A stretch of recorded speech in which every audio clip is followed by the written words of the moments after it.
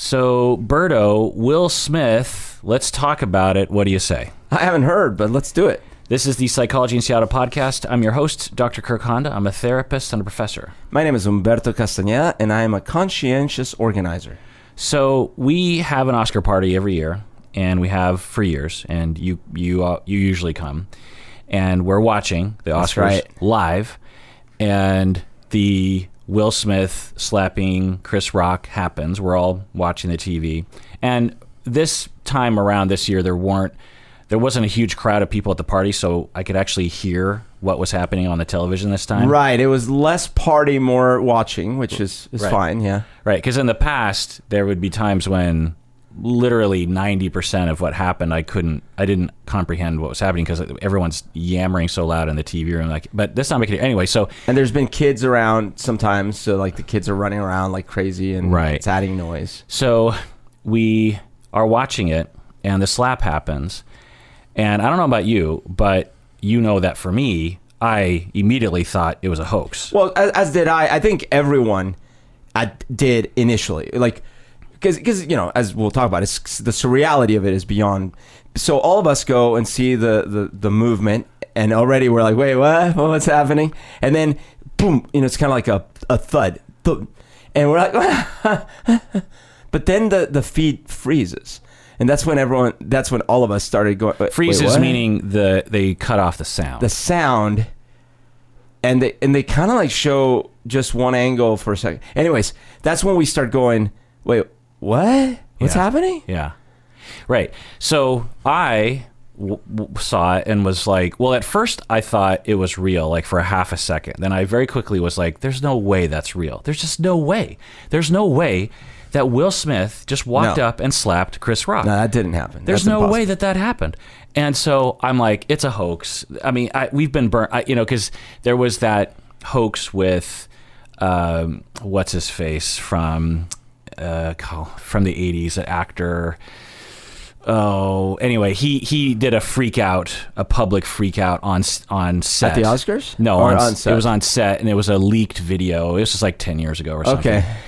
And Dennis Quaid. Oh, okay, but it was a fake thing. And it looks semi-real, and a lot of people fell for it.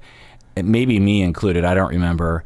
And it comes out later. It was totally just a whole... And he was just like, this is unacceptable. Like, was he pulling on Christian Bale? Yeah, exactly. It was exactly like that. And so I thought, there's just no way. I mean, one, Will Smith, that's not how I see him. No. Two, to Chris Rock. Come on. Yeah, and to Chris Rock. And two, like, how do they just move on with the show from that point? Right. Now, then they show, we're watching the live feed, and so they cut out the sound, but they do show Will Smith's face as he is yelling something in and we rage. can tell the word fucking is in there. Right. Yeah. And his face does not look like a joke, and I'm waiting for the punchline. No, he's starting to tear up a little bit. Yeah. And he's red in the face, and he's just like... Right. So I'm thinking, well, the punchline is coming. And then I thought, wow, I mean, this is committing to the bit, because usually you would, especially at the Oscars, you wouldn't go that far with a bit. Right. So, but I'm still like, there's just no way. Now you and some of the other guests were like, I think that was real. And I'm just like, there's no way that was real. And we kind of went back and forth. You left. Everyone left. I go online because we didn't watch another clip. We just saw it live. Right. I think we might have rewound it to watch it again. You did rewind it, but the rewind was the same. It was still the same pause audio, the same thing. Yeah. Yeah. So afterwards, I watched it again, and at 11 at night or something, and I was just like, it hit me at that point, like a slap across the face, for the first time that it could be real. I was still holding out that maybe tomorrow we'll learn that it was a big joke, or it went wrong, or who knows. But I was like, wow, that looks real. So. Yeah, I mean, just starting it off, how did you feel kind of emotionally when it was happening? When you thought this could be real? Well, so so what happened is, in the moment where it starts happening, I already got a little bit of that uncomfortable feeling, but that would be fine if it is a little setup, because you want to feel uncomfortable, and then that's the big release. That is comedy. But as soon as like the thing freezes, the thing freezing is the one that threw me off, because You're that saying freezing, but it's muting. But it was more. So it is true that it was muting, but it wasn't just that they muted. In the live broadcast, they didn't show us Will Smith right away, so it looked like Chris Rock was just standing there saying nothing. Oh, they froze. So I don't know if that they froze the video, No, but they it didn't looked like freeze he the was video. just standing there doing nothing. He was listening to Will Smith yell right, at him. but to us, since we're not hearing anything, it just looks like he's sitting there doing nothing. Yeah. So I was like, that's not good TV, right? So in that moment, I start thinking, oh, what just happened? Like, this just happened. Now that all this, like, how do you feel about it? Oh, dude, it's disappointing on many levels, because like you and like many people, I always had a different perspective of who Will Smith is, and this just continuously a reminder to me that these are just humans, these are just human beings. But I certainly had idolized Will Smith and sort of put him in a pedestal, because I thought, man, this guy is a successful musician, like super successful, like crazy. And then a super successful actor. He seems so well put together. He's got a beautiful family. He seems, he's fit. He doesn't age. He's always has a good attitude. He's happy-go-lucky. It seems like the nicest guy in the world. Nothing could go wrong, right? So that's my Superman right there. And then all of a sudden, Superman's hitting like the little boy like, on the street, and you're like, wait, what's happening here? What is he possessed by kryptonite? Like, what's going on? So it was heartbreaking, and it was confusing. I was definitely confused. And then I remembered, okay, well, they had the whole drama but I went back and rewatched the Red Table stuff, and I was like, well, this is two people talking about stuff that it sounds like they've already processed. I guess maybe not, but like it sounded to me like, okay, well, they went through some stuff. I've gone through some stuff. Well, we'll go through that in a but bit. In either case, it felt to me like, no, this is processed, So I don't know. It came to me out of nowhere. I'm like, what? And then I realized, oh, whoa, there's a lot more going on inside of him than one would think. Yeah, I find it interesting that it feels so disturbing when on the sort of the facts of the matter are pretty mundane, right? If this were at a restaurant, at a little family gathering, or a stand-up comic like one of or Will's, at a one night off stand-up, then it would be still bad, right? Like right. The action's bad, but one wouldn't be in such shock, because it's like, well, I don't know, the guy took it too personal. Whatever. Yeah, I'm sure literally every night in America there's an improv stage in front of a brick wall where a comic is being slapped. Not because that's good. That's absolutely wrong and criminal, but or at least someone tries to. It wouldn't rock me to the core the way that this did. And yet, to make the mental decisions of, I don't care that this is being broadcast to 100 million people. I don't care that this is live. I don't care the context around everything. I'm going to go up on the stage right now and do this. Yeah. In a split second, that was the mental calculus, and it happened. Yeah. That is different. Split second, yes, but he had several moments to consider his actions on the way. He's walking up. He's still going. He's still going. He's still going. He's still going. Yeah. Slap. It wasn't like he just turned and slapped. I mean, he gets up, walks up there. Yeah, I mean, it's interesting to feel the feelings myself and to hear people react to it. Because, like I said, on one hand, if I had seen an anonymous comic being assaulted by an anonymous person in the audience, I would be like, wow, that's, and I see videos on Reddit sometimes like this. Stuff like this happens, unfortunately. Sure. And I would think, wow, that's pretty awful. I'm hoping that person was arrested, and I would just move on. I wouldn't be emotionally impacted by it. But because I feel like I, in a parasocial relationship type, know Will Smith and Chris Rock, right, and feel like it's interesting. It's like I feel like I want to depend on Will Smith as if he were my older brother. You need someone to be steady as a rock. No pun. Actually, to that point, what shook me even more than the actual slap was when he gave his speech. Do you remember what I was doing while he was giving the speech? I was hiding behind your curtain because it was so painful to watch. And I get like this when I watch cringe. When I watch a cringe show like Curb Your Enthusiasm, in the really cringy moments, I sometimes I it's not just an act. I get out of the couch and I stand behind the couch, or I go because I can't watch it. Yeah, Stacy's like that too. I had to do that because I was sitting there and it was destroying my insides to watch him, because it was clear things had gotten beyond him, and he was not in control, and he was having a moment, and I was like, oh man, this is so painful. So it is like you're saying, that parasocial feeling of wait, if he's not got things together, we're all screwed. Right.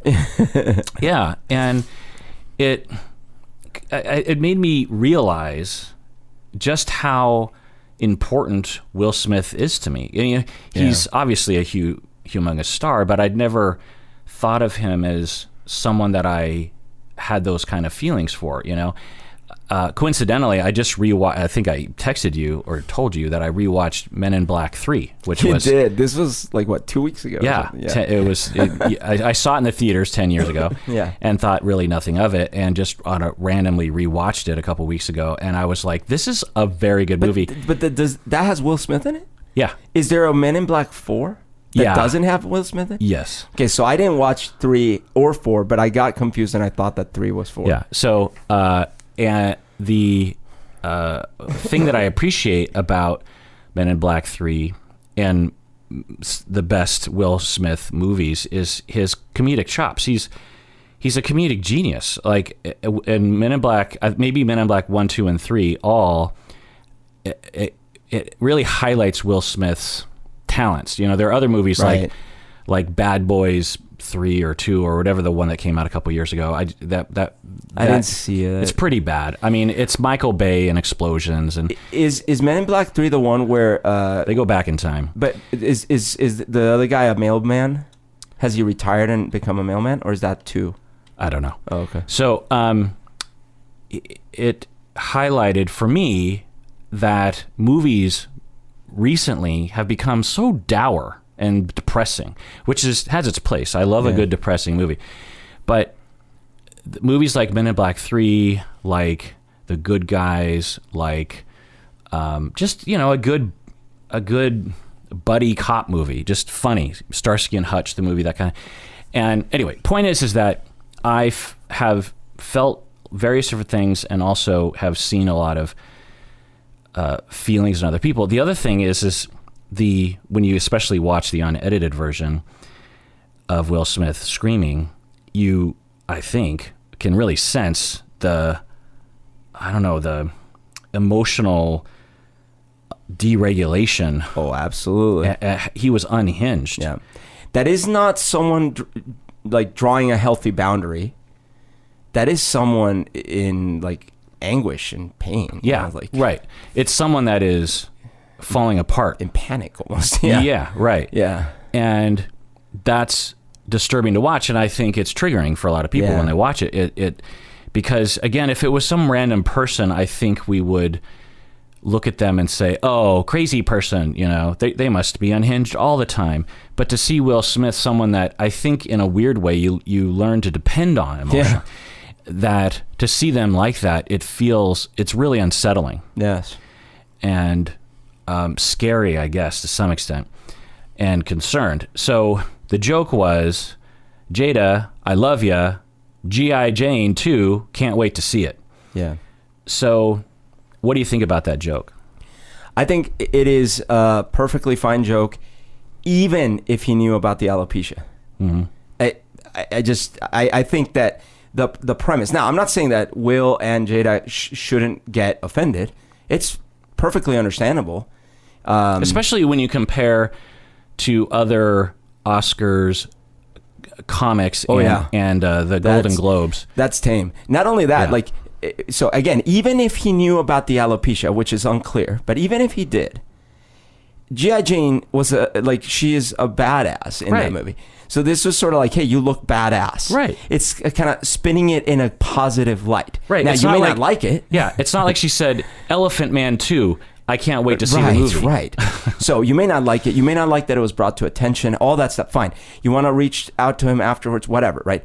By the way, if I were saying what I'm saying right now about you want to reach out to him afterwards, Joe Rogan would keep interrupting me saying, "No, you're missing the point. No." Did you see that clip? No. He had a guest, and the guest was saying kind of what I'm saying, which is like, there's different ways he could have handled it, and Joe was trying to make the point that like, no. You're missing the point. Like, the guy was completely out of line from the first moment, right? And I get it, right? Like, he was out of line. It's just that I agree. Like, so Joe Rogan's point is you shouldn't say anything to someone after a joke? No, it's more that we shouldn't even be discussing what other ways he could have handled it, because there should have been nothing to handle. Right. So Will Smith should have done nothing. Because there was nothing to do something about. Right. And fine, that's a perspective. I don't know. I mean, if you got up on stage and said some joke about my wife that hurt my feelings, I'd tell you. Exactly. Now, I wouldn't slap you across the face. If it's the Oscars, you might not walk up on stage and slap me across the face. You might point your finger at me. But well, I might kick you in the nose like that one time. You might kick me in the nose. But here's the deal. I think that in that moment, if it's what seems to have happened, which is she took it really to heart, was hurt by it, and then Will Smith maybe already was thinking, oh, that's a little much, but looked over, probably saw, oh, okay, this is not going. Okay, I need to do something about this. So that's a little bit debatable. Obviously, she didn't take it well, but I don't know if I would characterize it, and I don't know how she would, and she's basically not said much after the event. But you said, she took it to heart. She took it to heart a lot. Or I don't know how you worded it. Because that's not how I would, and of course I don't know, but seeing her face, and we only see her face for a little bit of time, she just kind of mildly rolls her eyes and she doesn't laugh, and she's just kind of like, oh, here we go. And looking back, there's a possibility that she was like, okay, I get the joke, but I think it's my place to kind of act. Anyway, it's probably not true. I don't even know if she in the moment got the joke, because these jokes are flying quickly, and you're in the moment, cameras are on you, and all you might feel. I could kind of relate. Let's say I'm in an audience, someone's making fun of like thyroidectomy or Graves' disease or something. Even if it's like a positive spin on it, in the moment I might just be like, oh, I can't believe you just brought up this, this uncomfortable. Right. So she might have just literally been uncomfortable without fully realizing what the joke was. Right. It was very quick. Yeah. And we also see Will Smith laughing. Yes. So did he think it was funny? Was he just, Will Smith is arguably in the King Richard seat. He's right in front of the stage, extended out from the audience. That's right. It's almost like he's the other focus of the entire night, Yeah. So he could be laughing just out of courtesy. Fast forward, after Will Smith slaps, someone else is filming from behind, and we see Jada actually, as Will Smith slaps him, and I think Jada is like, is this a bit? Like, I'm guessing Jada did not actually think the slap was real, because Chris Rock says something like, he says something like, did that just happen? I can't remember what. He's like, Will Smith just slapped the shit out of me. Yeah, he says something like that. And Jada, you can see her laughing from behind. Yeah. You can see her kind of, ha ha ha. And so in terms of trying to get inside Jada's head, which of course has a big deal, I think, to do with Will Smith's reaction, I think Will Smith read her wrong. Yeah. She came out later and said, I don't need anyone to protect me. I'm not a wilting flower. Not only that, like, unfortunately, he drew attention to her in the worst way. Yeah. Because then comedians all around the world unloaded on her in an unfair way, but Yeah. So, yeah, if I were her, the last thing I would have wanted was the scene. Right. Because what was a brief throwaway joke that would have been quickly forgotten became indelible. Right. Yeah. It's just so interesting. I would never have thought that 2022 would be defined by this moment. Yeah. I mean, not defined, but when they do recaps of the early 2020s, this will be a highlight, which I just find to be so interesting. I suppose it means we don't have a lot of other things to talk about, which is good. Like war or anything, yeah. Right. So to be clear, let me ask you, was the slap justified in the least? No. Yeah. I don't agree with that. Was it morally right or wrong? I believe it was morally wrong for at least two reasons from my perspective. One, it sort of makes this case in front of the world that violence is not only a recourse, but it's the answer.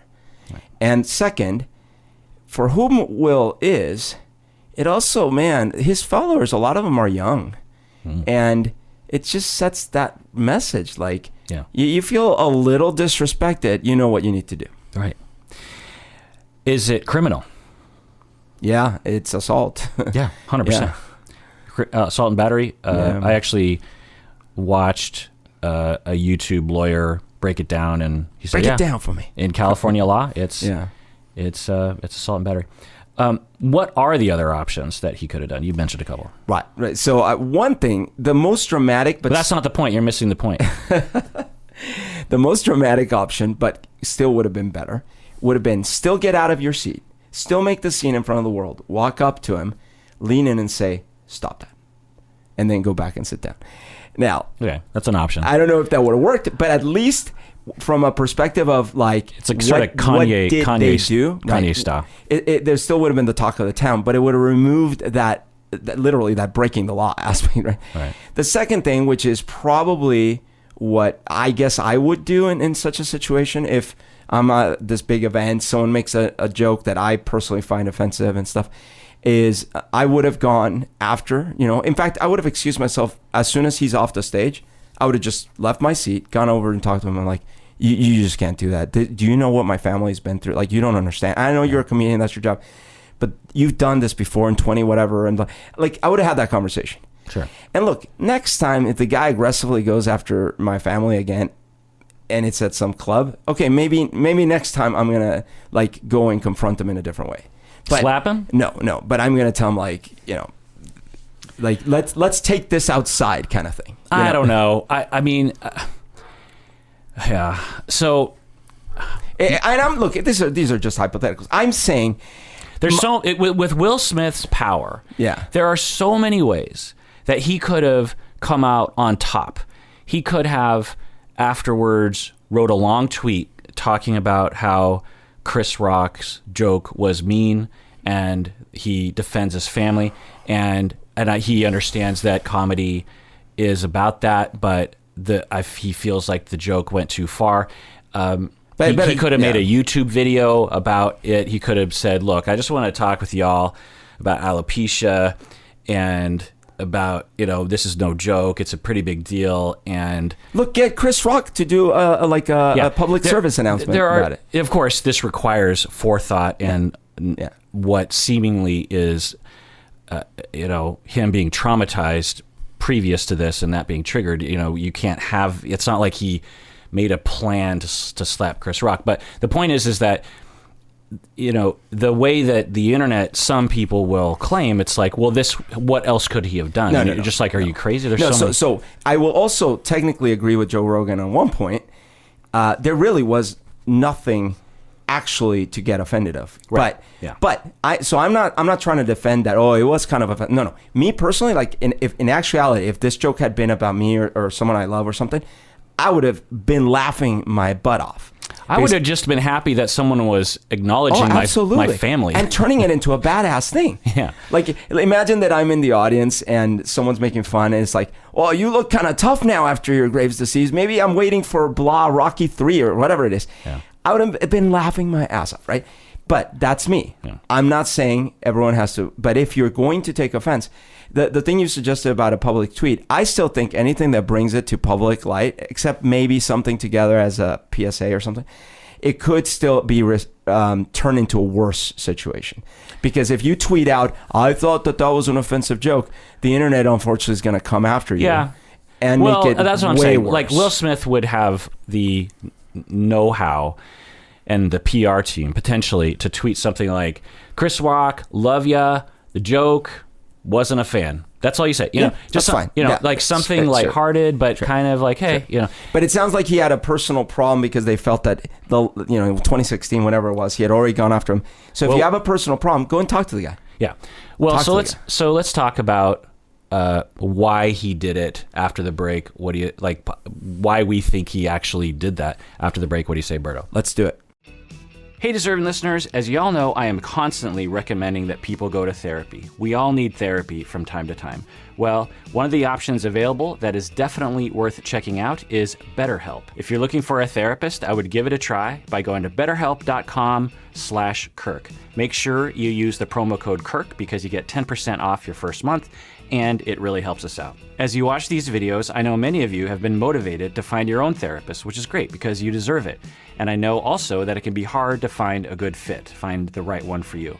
Well, one of the options available in terms of your shopping is to go to betterhelp.com/Kirk. I've been told you can start communicating with your therapist in under 24 hours. You can message your counselor at any time. Plus, you can schedule weekly video or phone sessions.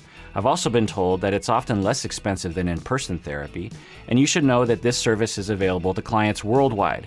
So go to betterhelp.com/Kirk to get 10% off your first month today.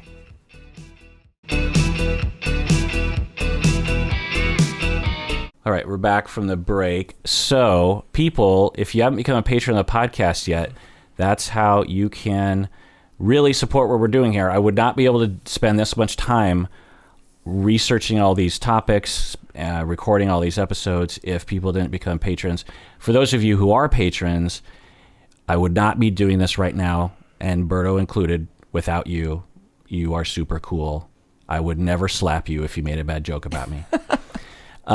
So let's hypothesize as to what went wrong inside the mind and soul of Will Smith, because I'm assuming that soon after, at least the next day, he's like, if there's anything in my life that I would like to take back, it would be that.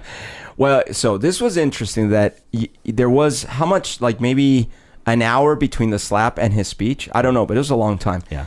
It's interesting to me that by the time the speech rolled around, clearly he was in distress, but he still couldn't apologize to Chris Rock. Right. So he still felt, a lot of him felt that he was still in the right. Yeah. Because he said, I'm called upon to defend my family. At least the full ramifications of the wrongness hadn't hit him yet. And I think, to just extend your point here, it literally, as soon as the cameras turned away from him, and maybe as he was saying the last, get my wife's name out your fucking mouth, he was starting to enter that phase that we see him on stage. There were reports of him in the commercial break crying. People are consoling him.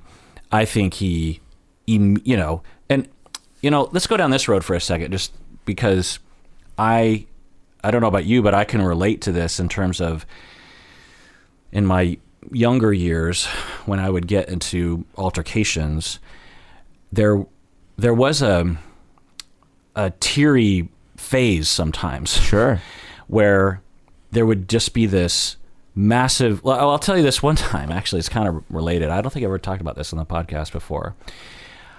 This is in college, and I was one of my roommates, one of my friends whom you've met, you don't know that well, him, but he was one of my best friends at the time. I'm 19 years old, and it's late at night. We're probably drinking or something. Yep. And I'm on the phone with a young woman that I was dating. And he didn't like the fact that she was coming in between us. Oh. To kind of summarize the whole thing. Yeah. Because we were really good friends.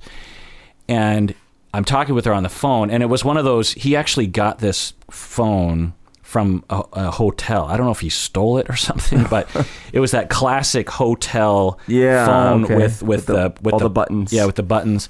And it's like the logo for phone that you would see. Yeah.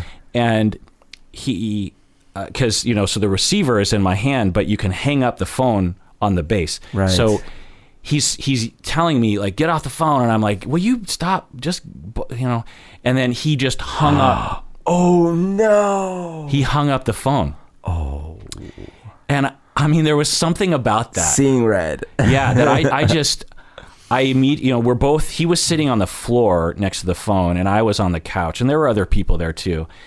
And I shot up, and I'm a big guy. He's bigger than me. And I shot up, and he shot up.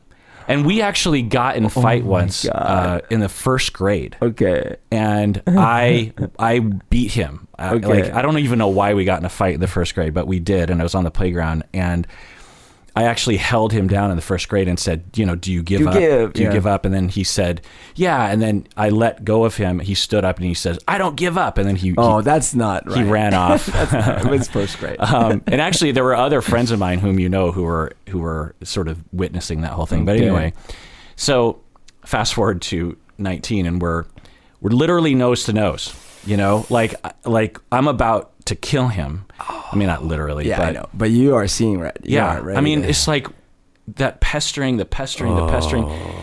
And then we're, and he's like, we're this close. And then we burst into tears. Oh, the two of us. Oh, it's the movie scene.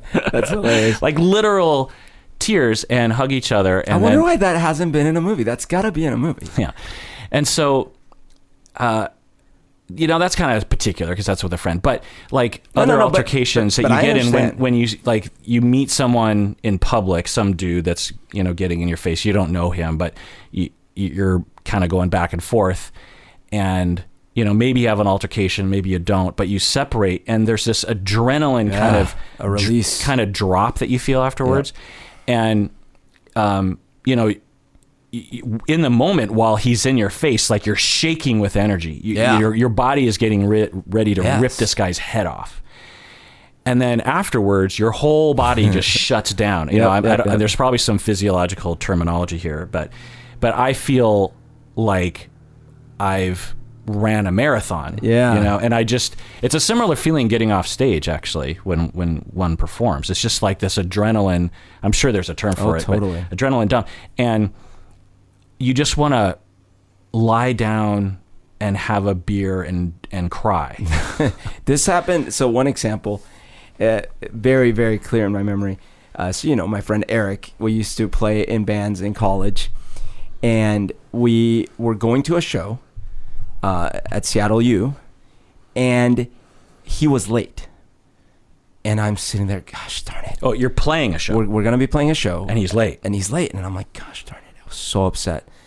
So he shows up. And where were you playing at Seattle U? It was at one of the clubs. Like, they have student clubs or whatever. Yeah. So it was at one of their events. Okay. It wasn't a big deal. Not the main stage that they have, like the cafeteria. No, it was...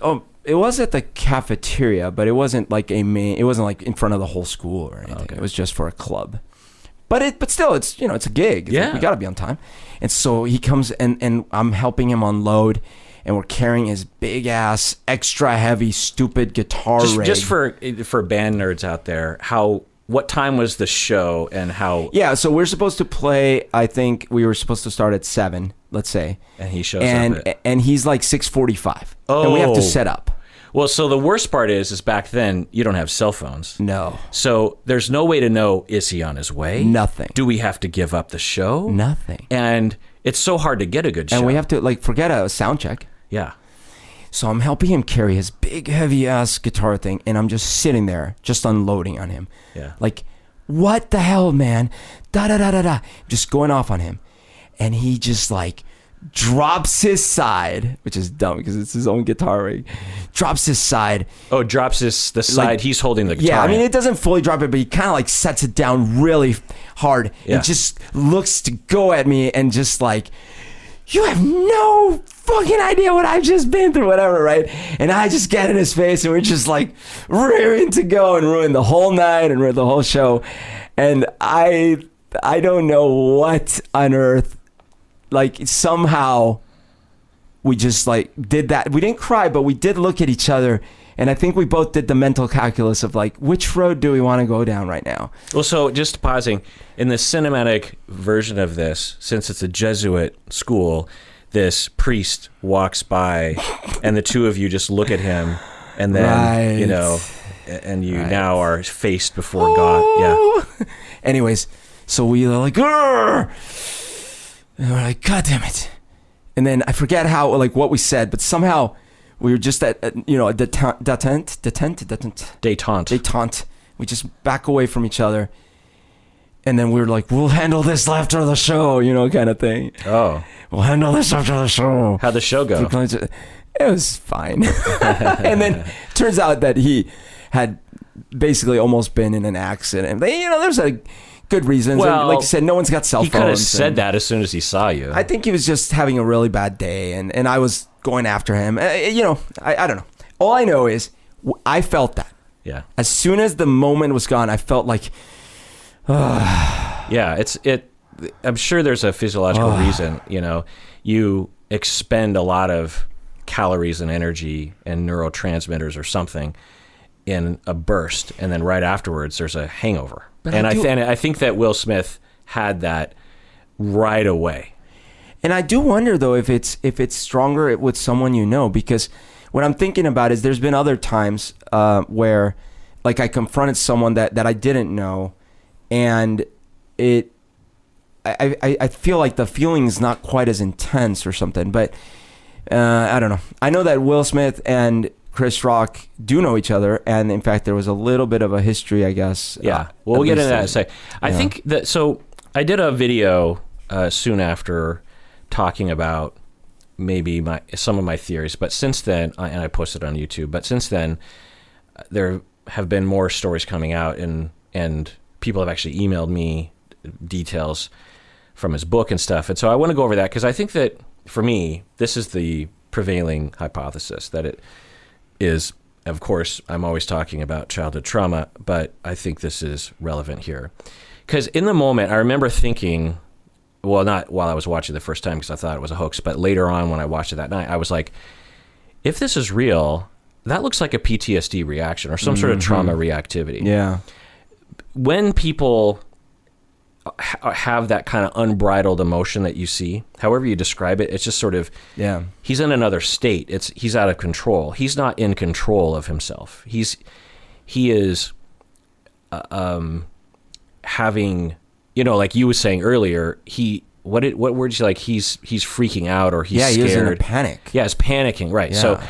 So it's interesting that you can sense that panic, because I think a lot of people would see Will Smith yelling to the stage and think he's just rageful, but it to me, having worked with clients who go through this, it very much did look like panic to me, and then I thought, over a silly joke that wasn't even that funny, it wasn't even mean, really. I mean, one could argue it was mean but anyway, so he looks panicked in his anger, and so I looked into it more, and in his book, he talks that he published, I think, just maybe a year ago or 2 years ago or something recently, in which because up until recently that he released this book, he had always contended that his dad, he had the best of both worlds. His dad was disciplinarian, and his mom was really loving. And, since Will Smith has this real clean-cut image, he tends to portray himself in public as everything's fine. That everything he's not one of those. He's not like a Kanye. He doesn't air his dirty laundry. But recently in this book, he started to come clean, and he even in interviews would talk about how he just was essentially tired of putting on a fake front about who he is and where he comes from and what his life is, Now, I mean, am I wrong? His dad did hit him, right? Like with corporal punishment.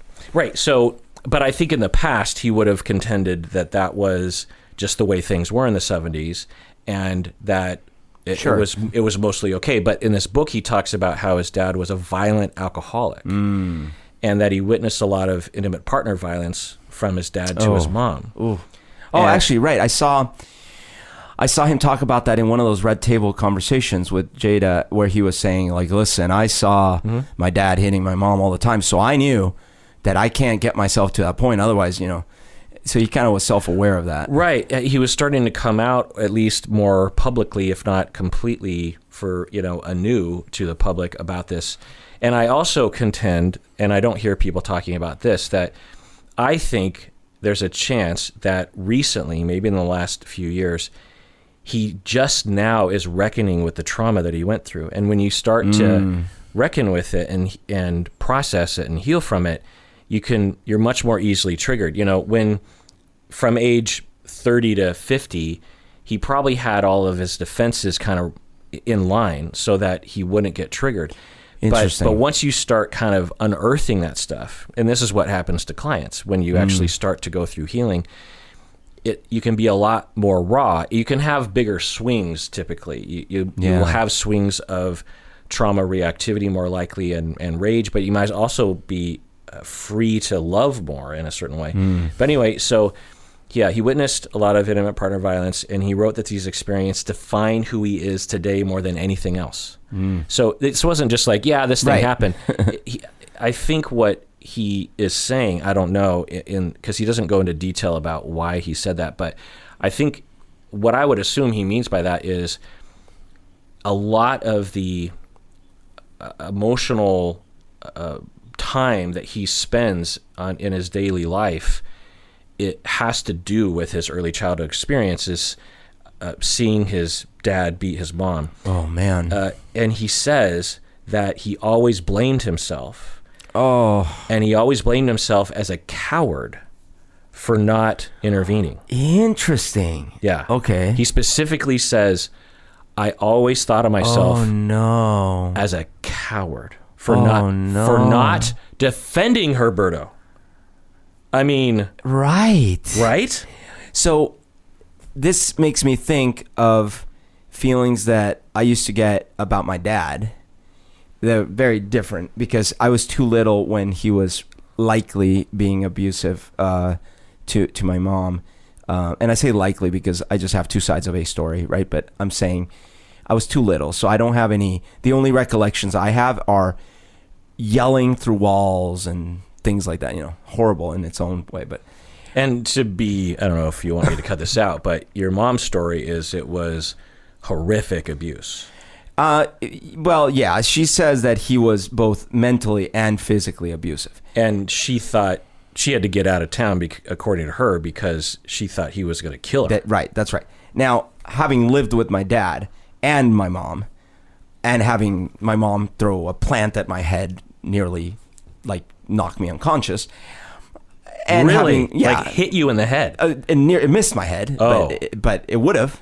Wow. The planter flew right by my... I don't know. I don't know in the end what level of what we're talking about, right? I know my dad, and I know the kinds of attitudes he holds and held towards women, and I also know that when he gets angry, he's got an intimidating face, and I know that this must have been intimidating. I also know my mom. So I feel like the truth was somewhere in there, but I wasn't consciously there. But what I do know is later in life where basically, my dad was someone that I felt I needed to save. And both literally in the religious way, because I felt like, he's an atheist. I need to convert him. I need to save him from eternal damnation. Literally. Oh, I didn't know that. Oh, absolutely. So I would always try to make these arguments to him about why God is real and why he should believe. And then also about I need to somehow save him from the financial and life woes that he's going through. Yeah. So I clearly, that's something that ended up hurting me down the line in many different ways. I need to save my dad and any figure like him. Right. And so I could see how Will would see this, internalize it as okay, not only should I have done something, I'm a coward for not doing it. And the next opportunity, I'm going to have to prove to the world and myself that I'm not a coward. Well, I don't know if it was that volitional or no, planned, but of course not. The vibe, the trigger. I think this is a clear possible example of a triggering where so here's what happens. When he's a child, he is terrified and scared and angry and for his family. He loves his dad, he loves his mom. He's watching his dad beat his mom. He feels the way children do, like it's their fault, they're supposed to do something.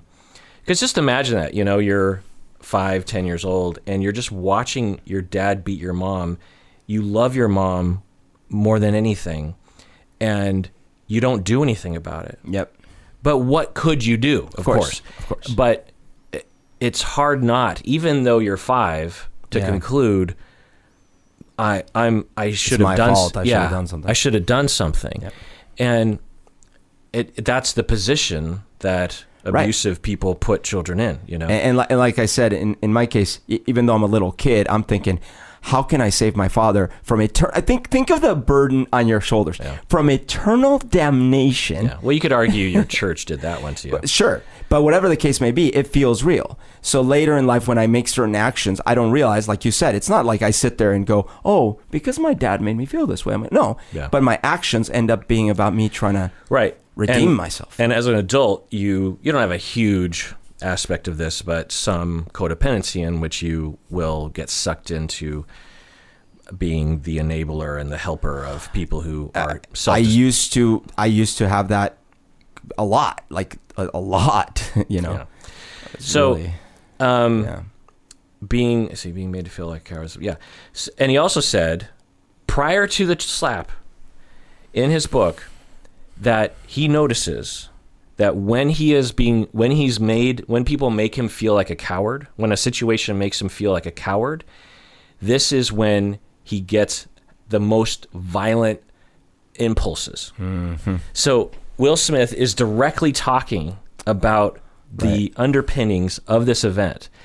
Jada, who I would, over time, I didn't know that much about the two of them, but after reacting to the Red Table and going back and forth with a lot of people and just watching a lot of interviews, because I wasn't really paying attention to their social media, of which there's a lot, that I think Jada has I think Will sees Jada kind of as a mom in a certain way. Yep. And we would understand why. But so going on, at 13, Will Smith, mom left the family to get away from the abuse. Yeah. And abandoned him. Now, this is very similar to you. Yep. And he, at the time, became very depressed. Oh. And he thought about killing himself. Oh, poor guy. Like for a long time. And he actually developed plans. Poor little guy. Oh, no. And talks about this, because it'd be one thing to be well, I thought about suicide. He actually had several options of how to kill himself. Oh my God. That indicates that he was thinking about it in a intense manner. Because he felt like he did this. He pushed his mother away. Well, yeah, and just mom is gone. Mom was the love in my life, and she left me. Right, is a conclusion that one would have in that situation, even though we would understand why the mom would leave. Right. And so when Will is going through troubles with Jada over the past number of years. Oh, and then another detail that I think people are over-focusing on, but Jada dated Tupac before dating Will Smith. And wait, someone in this story dated someone else before the current? Yeah. But Will says in an interview, an interview, he says, in the beginning of our relationship with Jada, my mind was tortured by their connection, the connection between Jada and Tupac. Will Smith says, he was Pac and I was me. Yeah. He triggered the perception of myself as a coward. I hated that I wasn't what he was in the world. I see. And I suffered a raging jealousy. I wanted Jada to look at me like that. Mm. So and then also he mentions that his entire self-esteem in the past and possibly still is wrapped up in women's approval of him. Mm-hmm. So you consider all these things. You consider the fact that, okay, so let me describe a little more. He, for the first time, talks with his mom about the abuse that dad committed. Like, he wrote the book and then he had a family party where he just read the entire book to his family. And it sparked a conversation between him and his mom for the very first time. He's, he's in his 50s at this point. Yeah. About the abuse that the dad committed. And So that tells you, like, this is something that he suppressed, that no one was talking about. Yeah. And he, I think, went to therapy, but his later years, he starts to process this, and he's a raw nerve. Sure. He's and I think another factor that is included is that when people act, it's natural to take on the character a little bit. And he even talks about this in his acceptance I speech. am the King Richard. Yeah, I'm protective of my family. Yeah. And I think that plays a sort of a minor role, but that's front and center because he's thinking about that. He's sitting there in the room, but in the movie, he literally dodges a bullet when he's about to go shoot the dude. Yeah. Chris Rock comes on stage who, maybe has some kind of, and he has a history with Chris Rock, but I think that's not that. I'm sure people like Will Smith have minor grudges of a lot of comedians. Do you know what I mean? Just think about the amount of jokes that they hear about. Yeah. Especially since Will Smith and Jada and their kids are heavily on Twitter, and so they probably hear about these things. Anyway, so he's sitting there and a joke is said, and Will Smith is being polite and laughing, looks over Jada, upset, not terribly. Yeah. But he, you could argue, has a metaphoric flashback, not a literal one, to here we go again. Yep. Dad is abusing mom. And I'm doing nothing about it. And I'm not only doing nothing, but I laughed. Mm-hmm. And Jada saw me laughing. Mm-hmm. So I've got to prove myself because this shit ain't going to stand.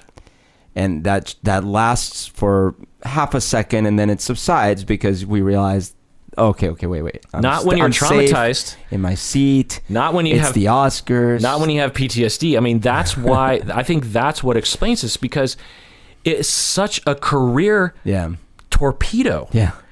And that lasted like from the moment he decided to stand up till he slapped was a real 5-6 seconds. Yeah, short. But it's not the kind of thing where you're standing in front of someone, they say something and you slap them. Yeah. There was more time to stop yourself. Totally. And yet, like you're saying, the feeling was so powerful and overwhelming that there was no force on earth that would have stopped him. Right. The arousal of He was one's a juggernaut. Of one's trauma, the triggering of one's trauma, can easily last for weeks, let alone 5 seconds. And it doesn't justify it. I want to remind everyone it was wrong. It's criminal. It's immoral. He could have not done that. I think there are other factors that played into it that I'll get into later that aren't as compassionate, if you will. But I think this, to me, is the most likely hypothesis. Of course, I can't know, but hearing all the details, it almost seems like obvious at this point. Like, this has to be a major conceptualization for him to focus on, such that he can not do this again, and apologize to Chris Rock too. He can go to Chris Rock and just say, I listened to this podcast called Psychology in Seattle. You got to listen to it. That's why I did it. And just be like, I have issues. I basically saw you as my dad in that moment. It doesn't justify it, but that's how it felt to me. And you just happen to be victimized by my trauma, and that's, I don't know. It just seems pretty obvious to me. What other factors might have played in to this? You mentioned like a past grudge. Yeah, well, that all I've heard, and I heard today that maybe there's a lot of false information, so it could be that this is not actually right. But the thing I know is that in some awards show a few years back, Chris Rock made a joke at Jada Pinkett's expense when she wasn't actually at the show, and that the rumors are that this didn't sit well with them and blah, blah, blah. And then yesterday, I thought I read a headline somewhere saying that Will Smith said, well, this has been brewing or something like that. But, clearly that is something that could have been addressed still in a billion different ways. So right. But I was wondering if So if you don't know what happened, in 2016, Chris Rock was hosting the Oscars. People were saying because there was a movement in the mid-2010s that Oscars be so white. What was that? Oscars so white? Oscars so white, yeah. That the voters were white, the recipients, the nominees were white, the award recipients were white. And, there's a lot of justification for that. I'm waiting for the Asian movement to happen, by the way, Sure. which seems to be completely a non-issue, Asian Americans, of which I think that we comprise of, I think Black Americans are 10, 15%, and Asian Americans are half that, like 8%, Yeah. So for every hashtag Asians, anyway, point is I'm not resentful. Yeah. I'm just joking. But the rising tides rise all boats. What did I say? Yeah, there was lots of Hispanics this year for some reason. Encanto. Yeah. So the joke that so some people were boycotting the Oscars, including Jada Pinkett Smith, out of solidarity and to protest. That was in 2016. Yeah. That feels so much more recent. It feels recent. It also feels like a long time ago for some reason. Crazy. Anyway, so Chris Rock, in his various different comedic interludes, said a joke about Jada Pinkett Smith boycotting and said, Jada boycotting the Oscars is like Rihanna's panties boycotting, or me boycotting Rihanna's panties, he said. Oh, I see. Like, no one was asking you to to come over anyway. Because you weren't nominated. Right. So, but, the joke is, it's a joke. It's a joke. But to move past the joke, Jada would say, I know I wasn't nominated, but I'm still boycotting the whole enterprise. And you're kind of like shitting on the whole point of the boycott. Right. Yeah. And it's not a bad boycott. Yeah. It's not. So you're punching down in a weird way. Yeah. Right. And why Jada? Like, Right. there's probably others who boycotted the Oscars. So he says that, and we don't know. But it was, by the way, still an incredibly mild joke, though. Right.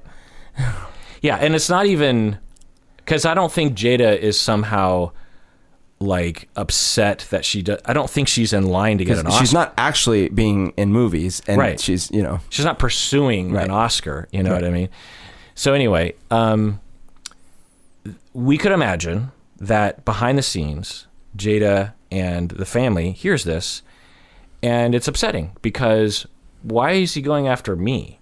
And two, what? You don't support the boycott because, And this is where people start turning a little bit, including me to a certain extent, going like, oh, is life so hard for you guys? Is it this difficult for you guys? Well, so, which I totally get, but I want to, and I know you can kind of relate to this. We are 0.0001% the celebrity of Will Smith, and that's right. Probably even more zeros. And we have a minor component of our listenership who will attack us. That's right. And a percentage of the attacks will get under our skin. Mm-hmm. And it, so for me, and I talked about this in the video I made, was for years, one of the biggest groups that will attack me are anti-feminists, because I will talk about feminism in an academic sense, in a scientific sense, in a social sense. I don't talk about it a lot, but, as it's relevant, I'll bring it up. Right. And if I say anything kind of in that zone, especially in the past, there would always be a group of guys on the internet, has always been, who would call me a mangina, a cuck, a pussy, a beta, a simp. All the words that Will Smith is getting times a billion, right? Because of the known marital problems that he's having with Jada. And I did, a reaction video to the Jada Will talk at Red Table, and everyone was like, you got to watch this. And I finally watched it.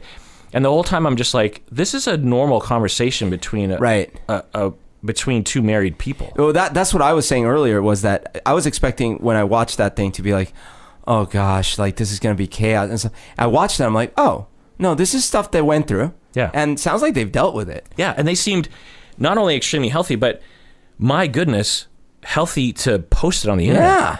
I was like impressed at the time. Yeah. And more recently, because of what's recently happened, I started watching a lot more of their, not just the two of them, but a lot more of the Red Table things. I was like, oh, this is pretty interesting. Yeah, but because our society is fucking stupid, or a section of, they all will focus that their sort of, summation of the whole situation is Jada is a cheating bitch. Cuck. Yeah, and he's a cuck and a simp. And it's like, what? Did you not watch? They went through troubles. She cheated on him, which was wrong, and she apologized for it. Which happens never, right? Never. Yeah. No one ever cheats on anyone. They opened up their relationship. They talk about that, basically. Right. They didn't say the word polyamory. But and they're the first ones in history to do so. Right. And they went through a period where they did that, and it looked like they might break up, but then they decided to open up the relationship. They come back together. It's complicated. No one's relationship is complicated. Yeah. I mean, this is so dumb. I know. So you're absolutely right. This is this is unbelievable. But your point, I think, is that we can relate to that even. But here's the difference. If someone is making a joke about me, which wouldn't happen at the Oscars, right? Like, let's say Chris Rock is making a joke about Humberto Castañeda. But if he's making a joke like, and there's Humberto Castañeda always saying some misogynistic, sexist crap on the psychology, and that I would take offense about. I still wouldn't walk up and slap the guy, but I would take offense. I'm like, that is a total misunderstanding of me, right? Yeah. But if the guy's just making a joke, like, oh, no one expects to see Humberto here. Well, it's like, yeah, but that's fine. The last straw on the camel's back. So there are only two straws that fit in the camel's back? No, he doesn't have a thing against Chris Rock. No, okay, but that is the point. I think he's been so bringing it back to me narcissistically is over the past 14 years doing the podcast, people would occasionally attack me, and it was a lot worse before I had a good fan base. Yeah. And when you don't have a good fan base, basically the only people who comment on your YouTube the attackers are the people who are attacking or neutral. Now there's so many nice people. Right. And they will defend us, right. Or they'll vote stuff down or something. And so, and by the way, if you ever do defend us, I thank you from the bottom of my heart. And just be kind. Just don't lower yourself to their level. And I see a lot of vast majority of the time, the way that y'all defend me on YouTube is way more even keeled than what I would say. So I'm proud of all of you. Well, and I'll add something from my perspective. I know that you and I have a slightly different perspective on this, but I'll say I noticed one time there was a comment that was simply some dude saying that they really don't like my analysis or whatever, just saying they don't like. And a fan, which, bless her heart, jumped to really try to defend me vociferously and kind of like, oh, that's really mean. I can't believe you say this. And here's all I got to say. I don't care or mind if people don't like what I do. That's totally fine. In fact, it'd be weird if most people did. Right. But that's okay. But if you want to defend me, that's also okay. It's just don't jump down people's throats. Just say, hey, well, I happen to like it. And that's perfect. So you're hurt by some of the comments, and you're not displaying that right now. No. But this is why I gave my example. Oh. There's a difference between someone saying, Humberto defended Bill Cosby. Right. Humberto's that's different from saying, I don't like what he does. I don't like his comments. Right. So just to give some context, in our Bill Cosby episode a couple weeks ago, apparently someone accused Berto of defending Bill. Was that a few people? A few people thought that I was essentially condoning or trying to minimize or trying to, Why did they think that? I forget. Because I was making a point, which it's just a silly point. All I was trying to say is that I personally don't see the point of pretending someone didn't do the things that they did in their field. In this case, that they were a successful comedian, that they were just because they did bad things. Because when cancellations happen, sometimes that's what will happen, right? Yeah, and look, and I'm not like, if you feel really angry and you want to say, well, I never thought he was a good comedian in the first place, fine, that's fine. I'm just saying, like, you know, should we rewrite Wikipedia and pretend like he was never this, that, and that? I just don't see the point. Right. And to me, you know, we talked for 3 hours or something, yeah. And to walk away from that episode thinking that somehow you're defending Bill Cosby, right?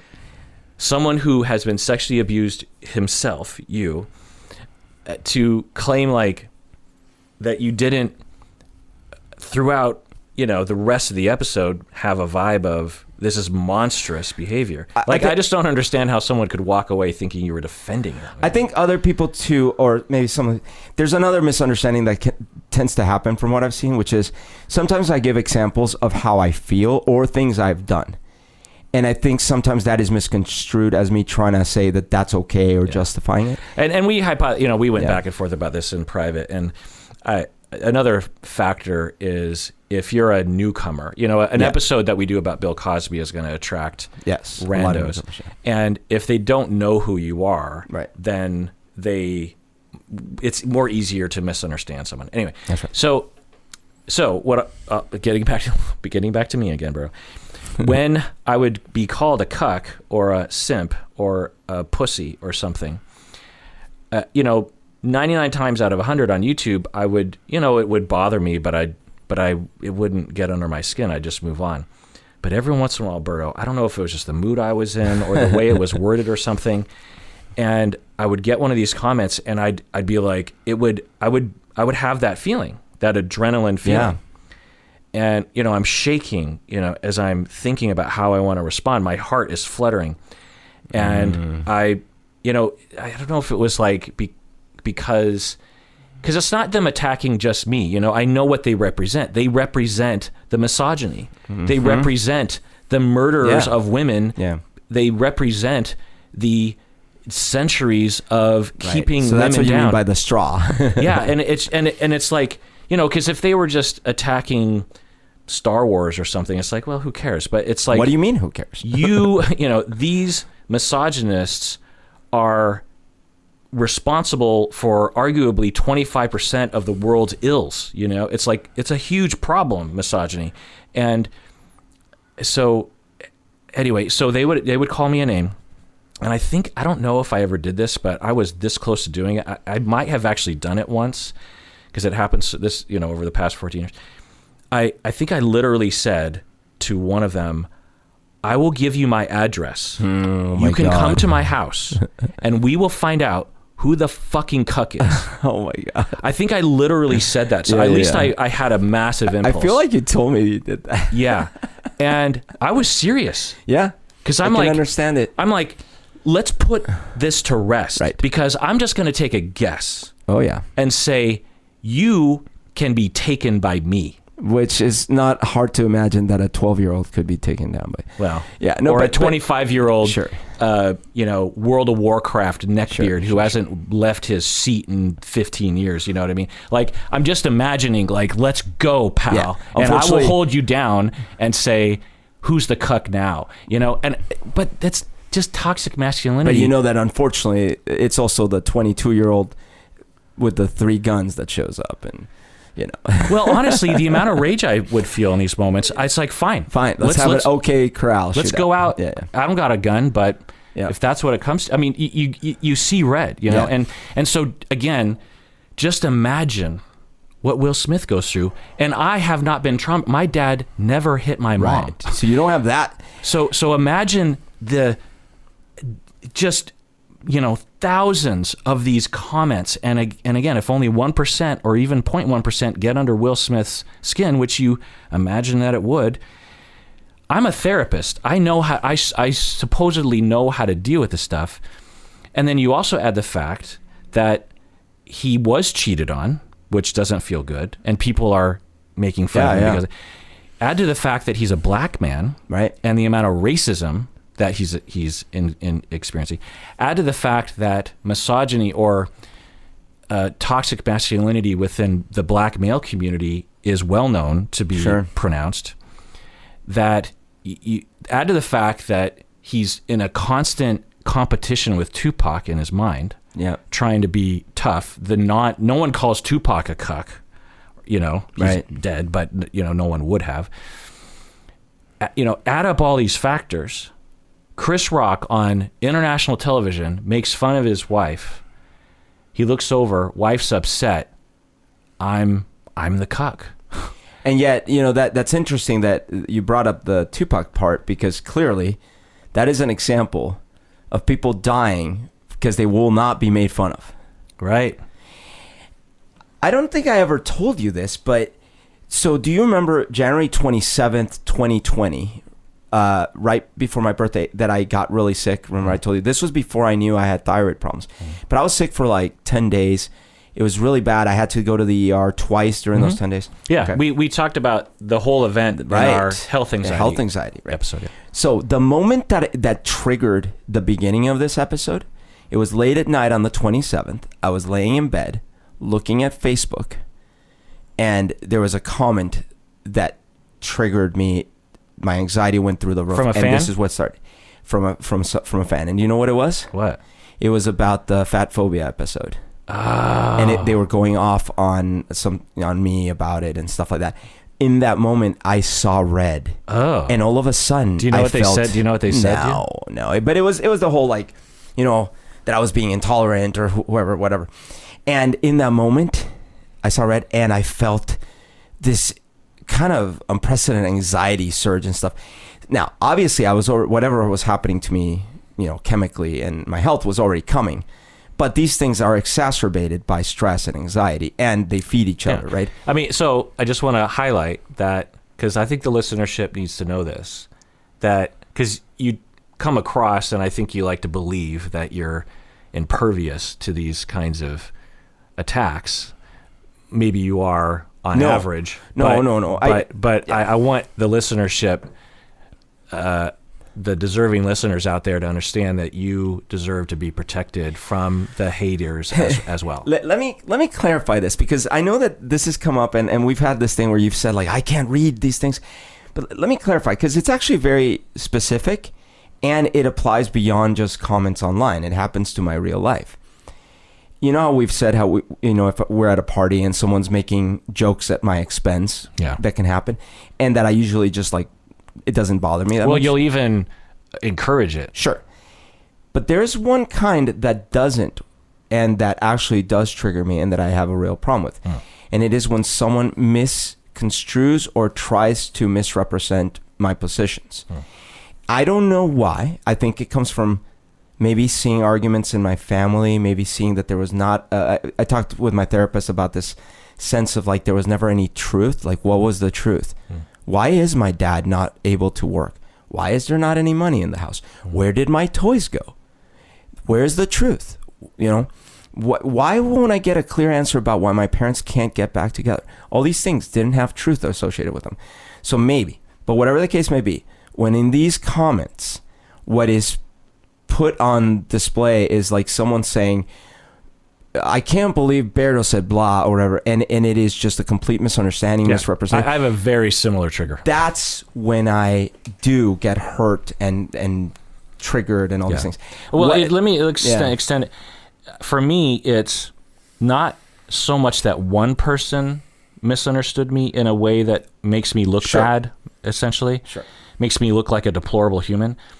But it's the fact that they might spread that, especially with a comment, and now other people, I think I can tolerate one weirdo believing a weird thing about me, but I cannot tolerate the possibility that an inaccurate idea that makes me look like a deplorable will spread through the population. And that's exactly right. The ones that actually literally do not bother me, because, well, to be fair to you, to your point, if they were happening constantly, it would bother me. But the one-off, I didn't understand that other guest, or who's that weird dude he's got, those I only find hilarious. But the ones that actually bother me are the other ones. Yeah. Right. So I have my triggers too. You're right. Yeah. So we could imagine that for Will Smith, and the whole family, really, because the whole family has incurred a lot of this sort of stuff. A lot of love, but also a lot of hatred and a lot of really mean things to a family that lives on the internet. You know, you attack Harrison Ford, I don't think he cares. He probably doesn't even have a phone. You know what I mean? You attack the Will Smith, Jada Pinkett Smith family, they're going to know about it. Their phones blow up. And they're going to interact with it. It's going to get understood. So you just imagine for Will Smith, again, it makes all the sense. It doesn't justify it, but it just makes all the sense in the world. Being, you know, processing, rawness, traumatized daddy, abusing mommy. I never did anything. Coward, Tupac. I laughed at the joke. I'm a coward. I'm being cucked right now. Chris Rock is making fun of in front of the world. And this is my big. So this leads me to my next thing, is sprinkle in a little entitlement. Yeah. This is my night. This is my night. I'm King Richard. Yeah. I'm gonna get an Oscar. Right. I'm also one of the most famous people that's ever lived. Yeah. And have been so for 30 years. People love me. There's a lot of yes men around me, probably. You know, just imagine the amount of, what do they call it? Enablers. Solipsism, is that the word? Yeah. It gets into your head. You just feel like you're the shit. And I don't know, but I think it's possible. Because, I'm just imagining for myself, for example, if I was at that event and they said something really awful towards my wife, like an actual awful joke or something. I think I would, given my current mindset, it would never even come up as an impulse to walk up on stage and slap Chris Rock. I would just be like, I just want to sink into a hole, you know?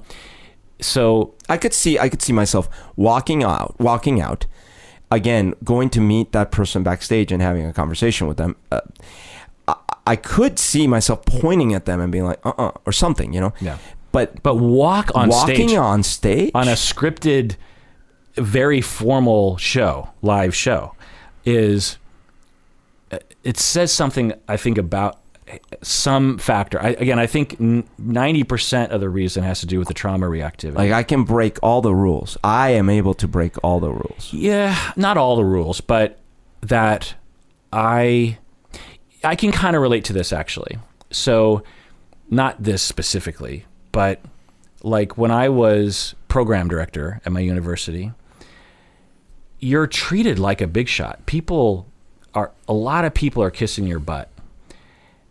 You have hundreds of students who are desperate to earn your approval and accolades, and not only just to graduate, but also like career mentoring and getting you jobs. You have dozens of professors that you can fire or make their lives hard by giving them crappy assignments, crappy positions.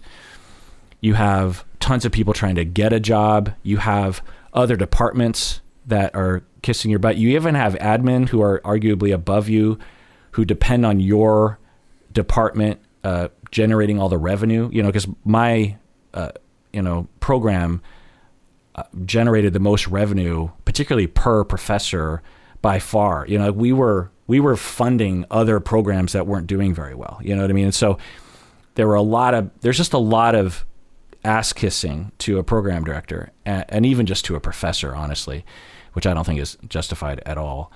And I never felt that it was justified when I was a professor. I'm like, don't kiss my butt. I'm just like you. In fact, I would spend a good amount of time in orientation of classes to say, like, I'm just a colleague. You can disagree with me. It's fine. Like, I don't think of myself as above you. You're this close to being a therapist, and I'm a therapist. I'm just here to give you my experience. And if you don't treat me like equal, I'm going to dock you in my mental spreadsheet of who's who. Yeah, I'm going to slap you, yeah.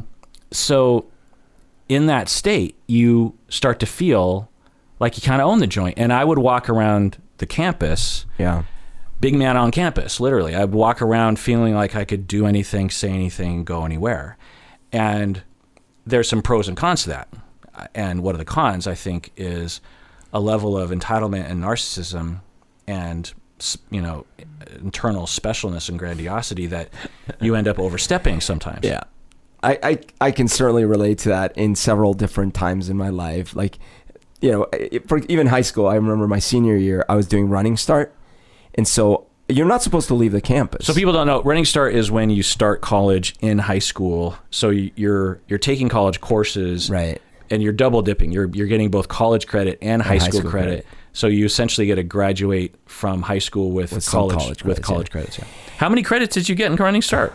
I had a music, an English, math. 5 credits is a course. So how many? I don't know. I can't tell you. But what I do know is you're not supposed to leave the campus. But if you're in Running Start, you can leave the campus. Yeah. This made me feel like you were saying, like I just ran the place. Because I would show up late to class, I'd drive off, I'd go run an errand. I just felt like, yeah, I'm in charge now. Right. And you do start, especially in those younger years, you start feeling like you're entitled. Right. I'm a college student. That's right. Move out so you just triggered a memory in me that's right down the line of what we're talking about, which I don't want to talk. It's actually, even though it was 35 years ago, it's pretty shameful for me. And I don't know if I ever talked about it on the podcast before, and I don't even know if I've ever talked with you about it before.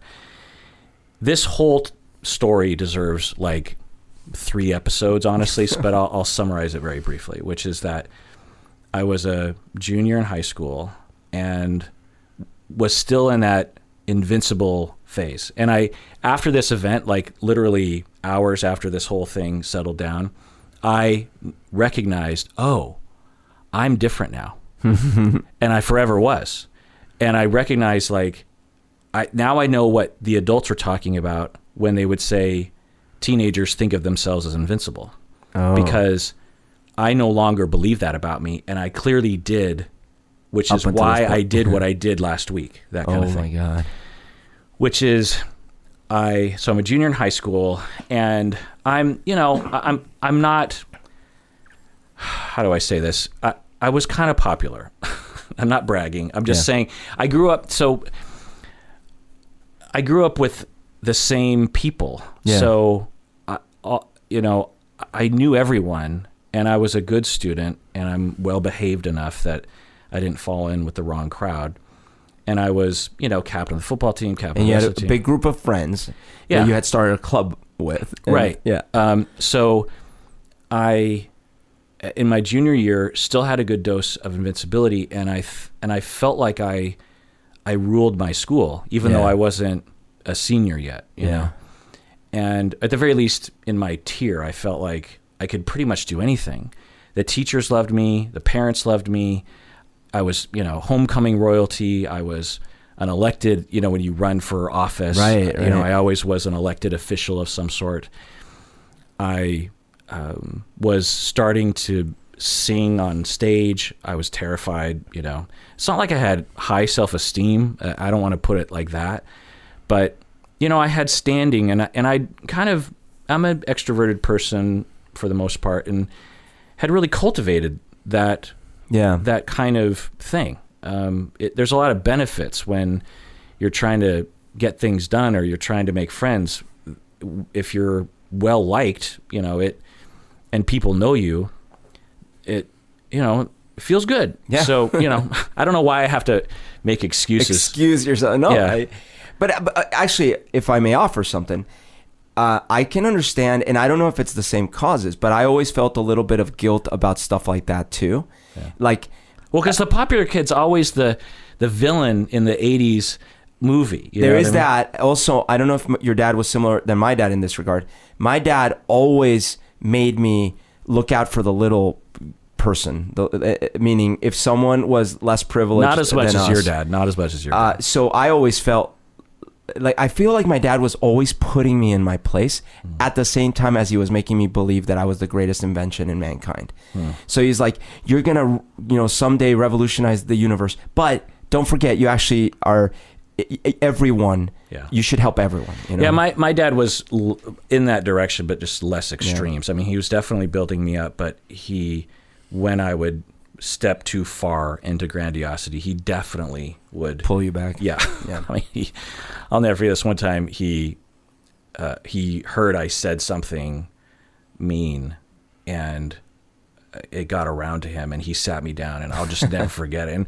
And I was old enough to know better, and I just remember just feeling so ashamed. I was like, oh my God, my dad is right, and it's just like, like, why did I say that? It's so stupid. And anyway, so yeah, I felt like I knew the principals liked me, right? The teachers liked me. I was getting straight A's. I was a jock. I was in the talent show. I was in the musicals.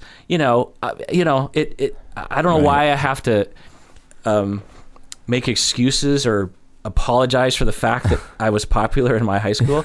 I don't think I bullied anyone. I would like to think I didn't. Right. I always identified with the nerds. My little crew that you talked about. I was. I didn't like hanging out with the super popular kids. I liked my little...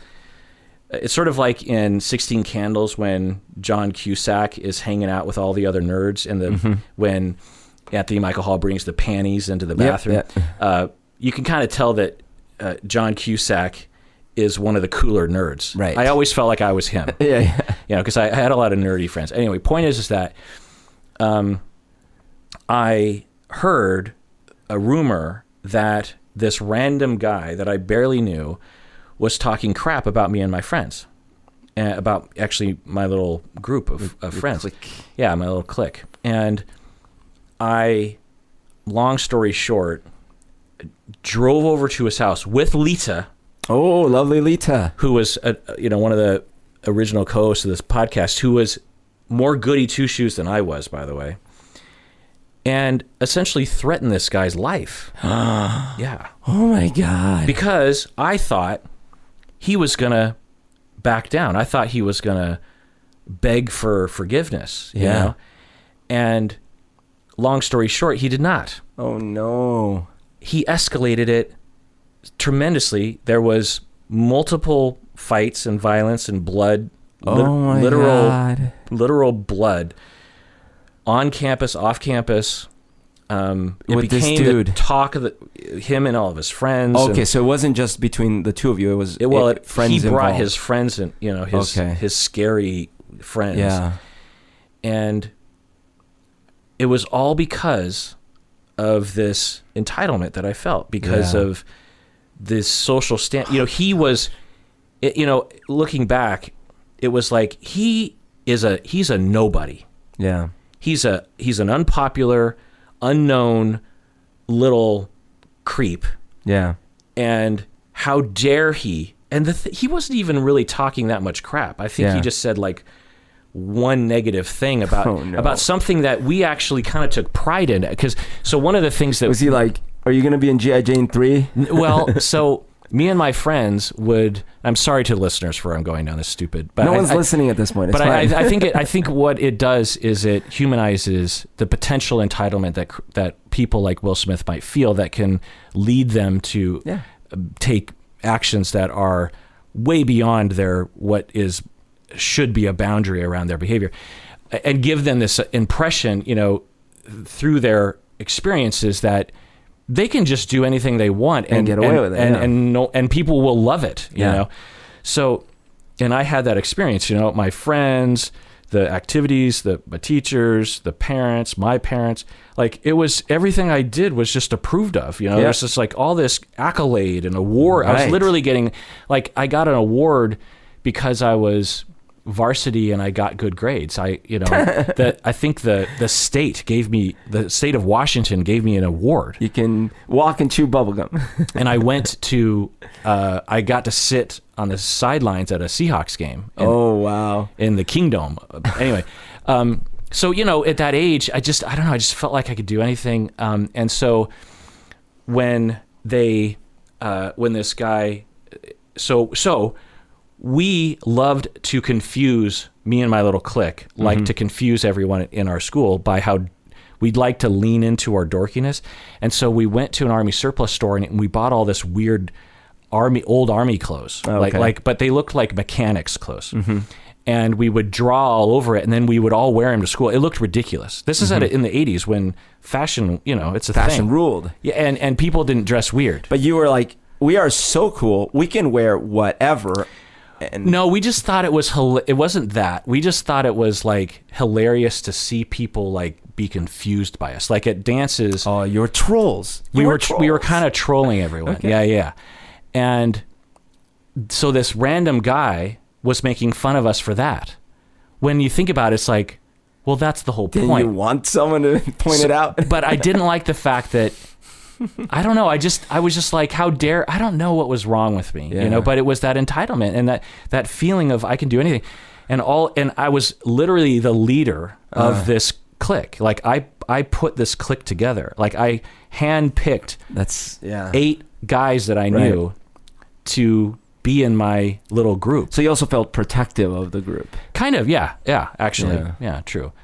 I mean, to put a positive, asterisk to it, but it was a disaster and a defining week of my life that humbled me on multiple levels.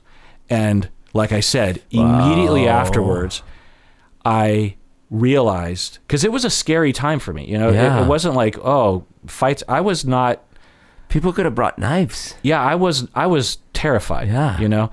And nowadays humiliated. Because this news went out to all the teachers and all the parents and all the other kids at school. Oh my God. And from this point forward, I pulled way back. Yeah. You know what I mean? Like I was like, dude, what is wrong with your ego? You know what I mean? Like you have a problem. I'm 16 years old, but I'm like, there's something wrong with your assumptions about where you fit in the world. Mm-hmm. And I wonder if for Will Smith, this was a moment like that. Like you just get carried away with this notion that you're special and you own the world. And, he's getting this award, he's front and center, and he's just like, this is my night and I want to slap him, I'm going to slap him, Again, I think he had a PTSD reaction to boot, obviously, but I wonder if entitlement had something to do with it. Tell me, Berto, are the listeners going to judge me for telling that story? Because it's a pretty... I want to remind everyone I was 16. No. Come on. People need to understand people are people. That's the other thing is everyone online, I've done this too, everyone online makes comments and they forget instantly all the stuff they've done and all the things they've been through and all the mistakes and everything. Yeah. It's like we've all had a life that we've had to get through. But listen, when I was a kid, I would go visit my grandma's work. Liti, she worked at the Senate. She was the secretary for a senator, a very powerful senator. Mm-hmm. She ran the Senate because she, even though she was a woman and she was... The Colombian Senate? Yeah. Even though she was a woman and women didn't have a lot of power at that time, and even though she was quote unquote just a secretary, she knew everyone. She could make anything happen. Everyone loved her. And you know how she is. And she would throw these amazing parties. She ran the Senate in that sense. So when I would go to visit her, I was a little kid. I could run around the hallways of imagine if you could go to the Capitol building or something and break down the doors and run in. Oh wait, now you can. No. But imagine you could be a little kid running through the Capitol building and all this. That's what I got to do. I got to play in like all the senators' offices and things. Me and my 2 cousins. I felt a total sense of entitlement, but I was too little to do anything bad about it, Right. But I could see like how, imagine if my life had kept going in that direction where like, because that if you were an actual senator's kid. Yeah. And then all of a sudden I start feeling like, I always have these bodyguards that I travel with and I can go in any building and oh my gosh, what does that do to my brain? Right. And so when you're a A-list celeb for years and you're right, you're front row at the award show that you basically are one of the key members of, and everyone respects the heck out of you. You're right. You like, well, why can't this is my stage. Right. These are my presenters. This is my stage. Right.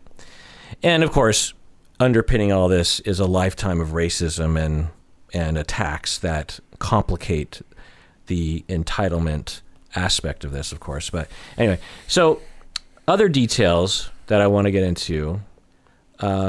are that Chris Rock has been victimized by this whole thing. You know, we've been talking about Will Smith, and that's the focus of, but in our typical way, we focus on the perpetrator right. and not the victim. Right. I mean, Chris Rock. No, and tons of people defending Will Smith. Yeah. So it's not only that we're excusing his behavior. Many people say, no.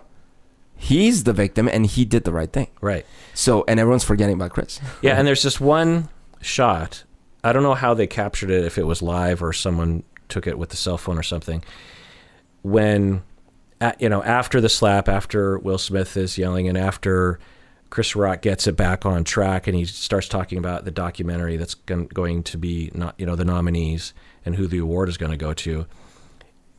I don't know what's going through Chris Rock's mind, but you can see on his face there's it's almost like he's about to cry. Yeah. It was heartbreaking. There was a moment that let out a little tension for me because he kind of looks at someone in the audience and he does a little, But other than that, he looked, I don't want to be here. I don't want to be here. I don't want to be here. Yeah. And of course, imagine that situation where he played it like a pro. He just kept going. He did the right thing.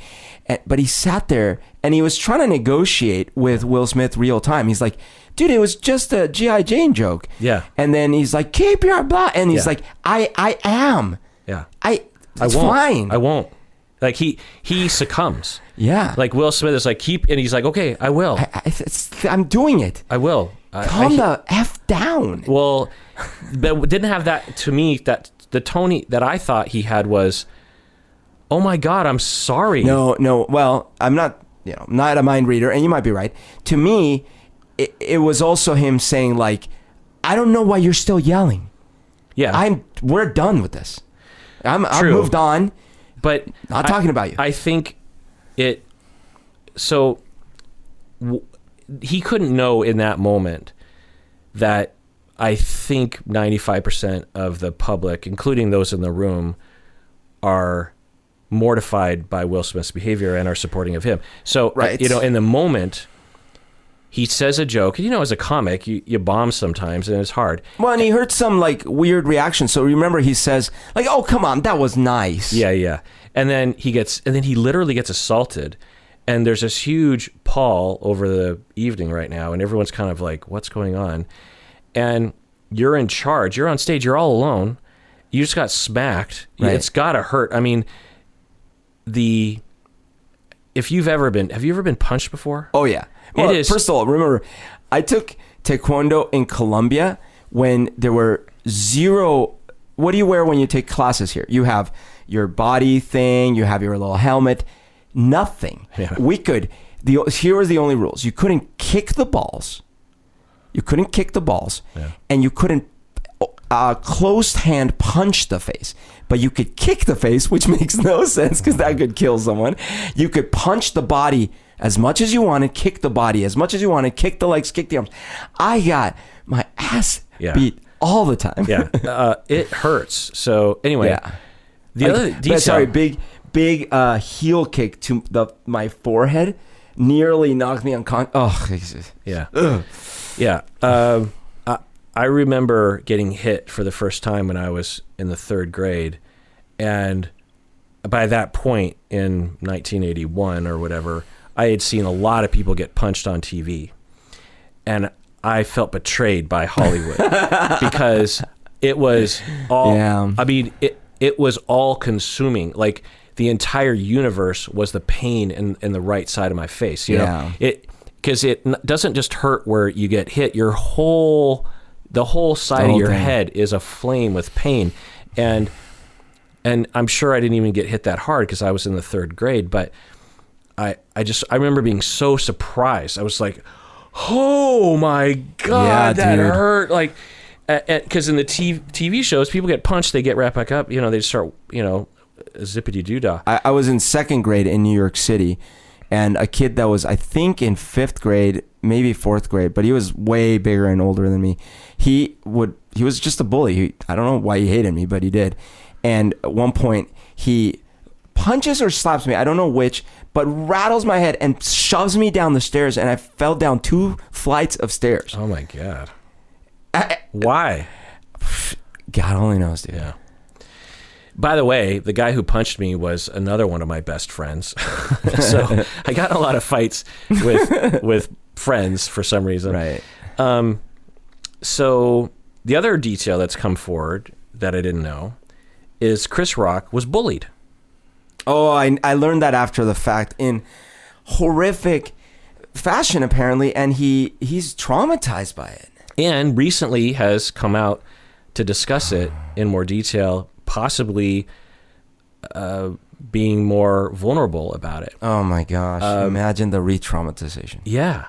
So he says, every day was hell. And one day he confronted the bully. He says, I went home, I put a brick in a book bag. This is like a legendary story in my neighborhood. I swung that shit and smacked the guy in the face with the brick and stomped on him, Joe Pesci style, to the point that we thought he might die. Long story short, from that day on, as my shrink puts it to me, you have been scared to be angry ever since. I was so scared of my anger. Yeah, he's a Hulk. Yeah. Well, and also, of course, the amount of traumatization he experienced before that and the amount of racism he probably experienced. So you just add that to it. It's like, ouch. Yeah. Now, he hasn't said anything about it afterwards, I think wisely, because I think what will happen, and he's alluded to this, that he'll make a special potentially based on this, which I think would be really interesting. It'd be really interesting to see kind of an art, because he even says this. He says, I'm not going to say anything about it now. One day I will. I'll have a lot to say. I'll have a lot to say, and it will be both funny and deep. Or I can't remember the two words. He says he wants to make it humorous and also meaningful. Yeah.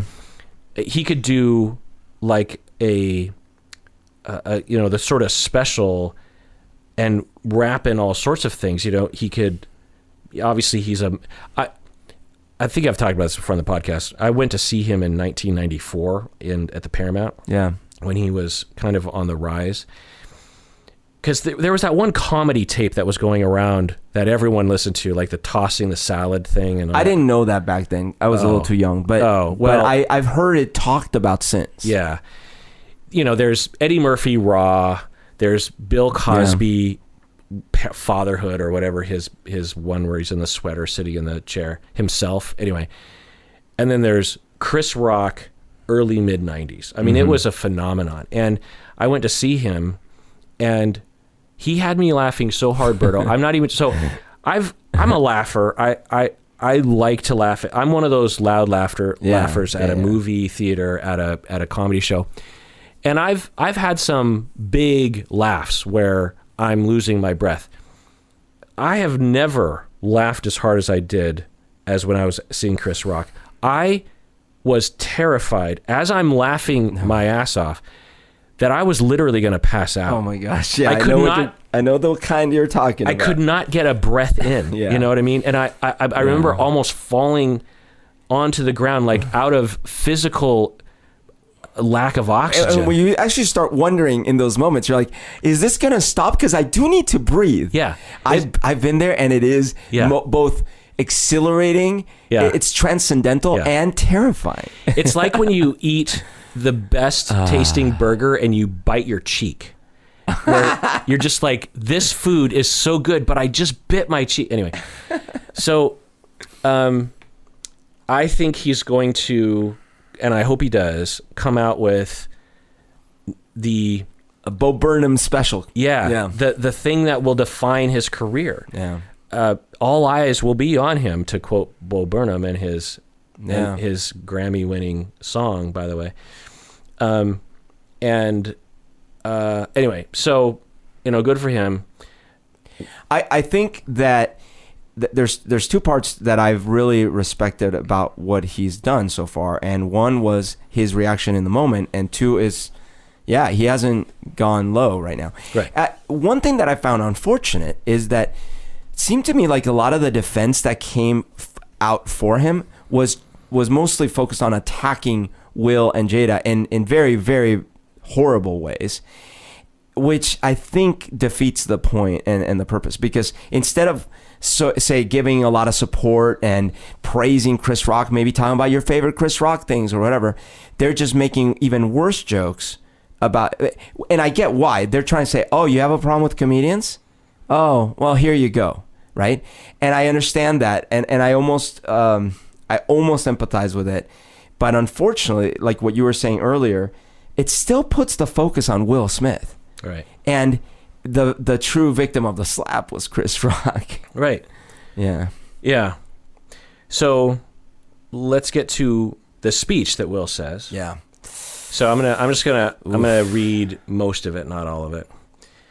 Richard, because I think it's interesting, because remember, he's in that post-slap adrenaline phase where he's real teary, and Denzel and his PR person have come over to talk with him. Yeah.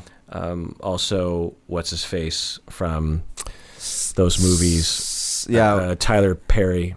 No, not Tyler Perry. Yes, Tyler Perry. Okay, Tyler Perry. The Medea movies, but also Silver Playbook Linings, the Silver Playbook Light. the Silver Licorice Linings Pizza. Yeah, Bradley Cooper. Bradley Cooper. Oh, he came over? He came over. Oh, that's funny. Yeah. Anyway, so he's in that phase, and he says, Richard Williams was a fierce defender of his family. And by the way, just in case you didn't know, Will Smith has been actively working hard to get an Oscar for decades. I would say ever since he was in 6 Degrees of Separation in the early 90s, he has been trying and potentially snubbed. Was he nominated for supporting in that? I don't know. Yeah. But it's well known. It's one of those well-known things that, at least from what it looks like, it's like, oh, this is Will Smith trying to get another Oscar, or he's vying for an Oscar this time. Which I felt that The Pursuit of Happiness was such a great performance, Yeah, I mean, he has some really poignant performances. Bagger Vance. Anyway, so that adds another wrinkle and another building and a tragedy, because he might have his Oscar pulled. I know. Well, and that's terrible. Do you think they should pull his Oscar?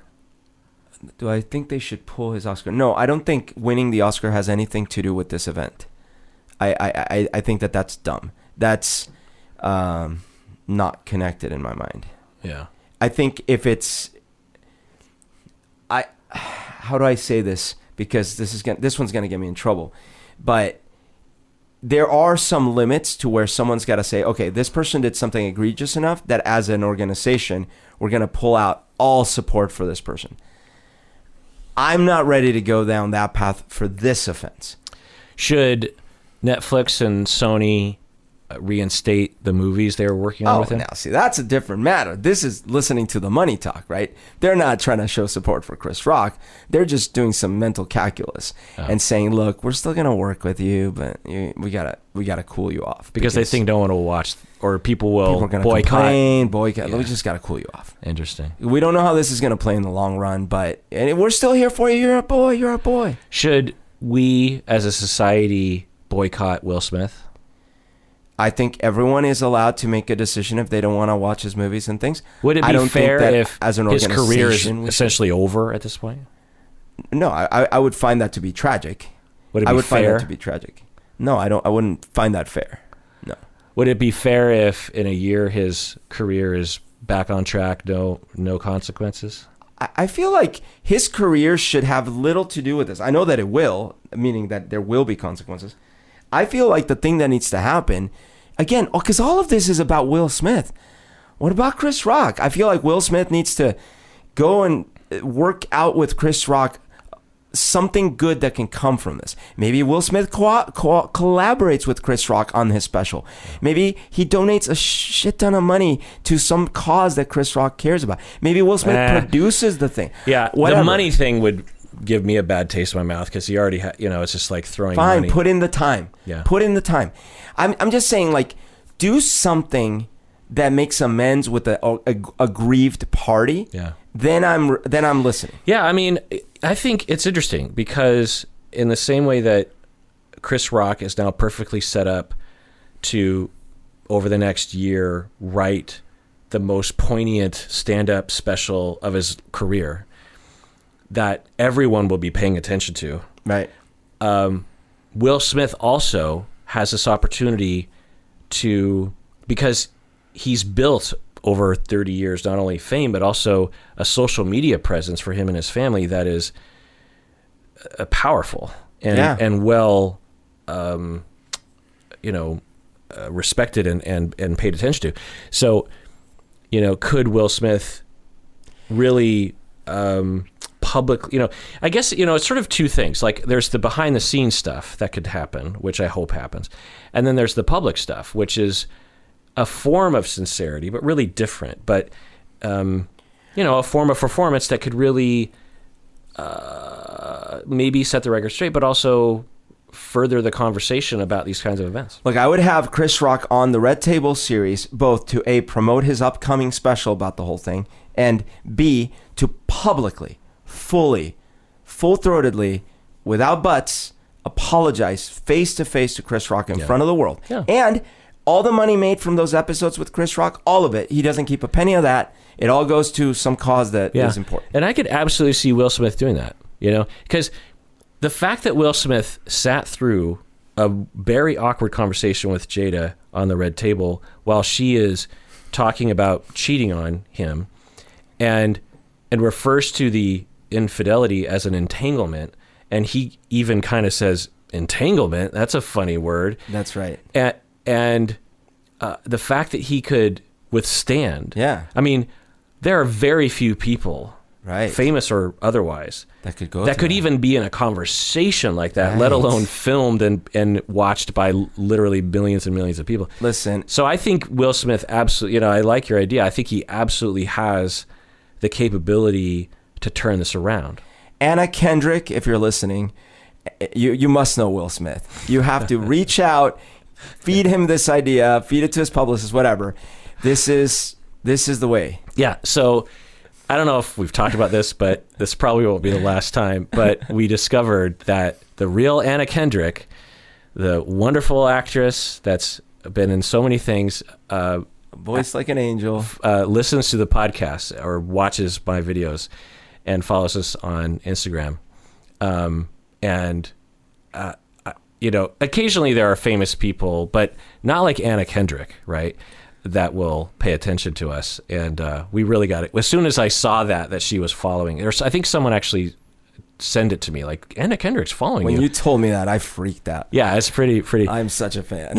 Yeah. So I was thinking, Berto, that we could do a whole episode just about Anna Kendrick. Just like, because she's been in a lot of movies, you know? Yeah, it's a pretty interesting one. Movies I love, too. Yeah, I mean, she was in Up in the Air, right? Yeah. And Into the Woods. And that movie with Adam Levine where they don't, it's not Wedding Crashers, but they are the dates of Adam Levine. Anyway, I love her in that movie. Yes. She's really funny in that. Mr. Right, that movie with the guns and the shooting. Oh, yeah. Of course. But there's not, even if, I don't know if she's been in all great movies, but I've never seen him in a role where I didn't enjoy it. Right. There's that movie with... Oh, and then the singing one. Yeah, of course, the singing ones. Pitch Perfect. Yeah, and 2 and 3. 2 and 3. Yeah. And then there's that movie with Ryan Reynolds' wife where... what's her name? I don't know wives of people. No, she's famous. She's super Is famous. she? Yeah, Okay. yeah. I just can't remember her name. Anyway, Blake Lively. Oh, okay. And I guess I did know that. It's a pretty interesting movie. Anyway, point is Anna Kendrick. I'm sure you know Will. If you're listening. Talking about 6 degrees of separation. Anyway, yes. So let's read Will's speech here. Richard Williams was a fierce defender of his family. In this time, and he's crying, Will Smith, sobbing, really. In this time in my life, in this moment, I am overwhelmed by what God is calling on me to do and be in this world. Making this film, I got to protect Anjanou Ellis, who is one of the strongest, most delicate people I've ever met. I got to protect Sanaya and Demi, the 2 actresses who played Venus and Serena. So he's describing, I'm guessing this is what he had prepared to say. And it kind of fits because, or at least with his mind state at the time, which is, so I guess another thing to talk about, which I'm guessing some people are wanting us to mention, is that men have this notion given to us by society and by our fathers sometimes that it's our job to protect the women. Right. And there are many instances in which quote unquote the women are like, stop it, like you're at a bar and some dude like says something to your wife, right? And that will not stand. You and I take a lunge, right? And I'm pretty sure our wives would be like, never ever do that. I don't want you. And I will say though, I think there's a line where my wife, I think where my wife would be like, yes, will you please? Well, there's got to be a line. Pummel that guy. I mean, for one thing, you might not like this direction, but I mean, it used to be literal, right? Like, oh, geez, they're riding their horses this way. I got to grab my rake because they're coming for my wife. Yeah. Why would I not like that? I don't know, because you never like when I go to the human past to find our psychology. Well, you're not saying that men are born that way. You're just saying that it made sense. You're right. It's society made it this way. Yeah. But it's all in our genes. Yeah. Right. So that's another sort of issue to bring up is like, this is an example of, especially since Jada says, and I'm guessing she would love it if Will Smith had never done this. Well, I wonder, how Jada feels about it. I wonder if there's a part of her that, likes that he did something, or appreciates the effort, thought that counts. Yeah. Anyway, but men have, it's often not about protecting the woman and more about protecting our own toxic masculinity. I gotta say, after listening to the Red Table stuff, I would suggest that this is an example of what she was talking about when she was saying that a lot of the things Will would do were for him, not for her.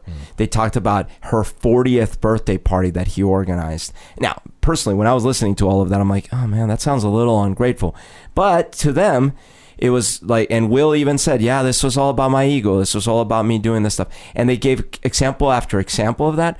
I would imagine that, I don't know how she felt in the moment, but I would imagine that in retrospect, she's like, oh, that was still all about your ego. Right. He says, I'm being called on in my life to love people and to protect people, to be a river to my people, which I don't understand the river bit. Now I know to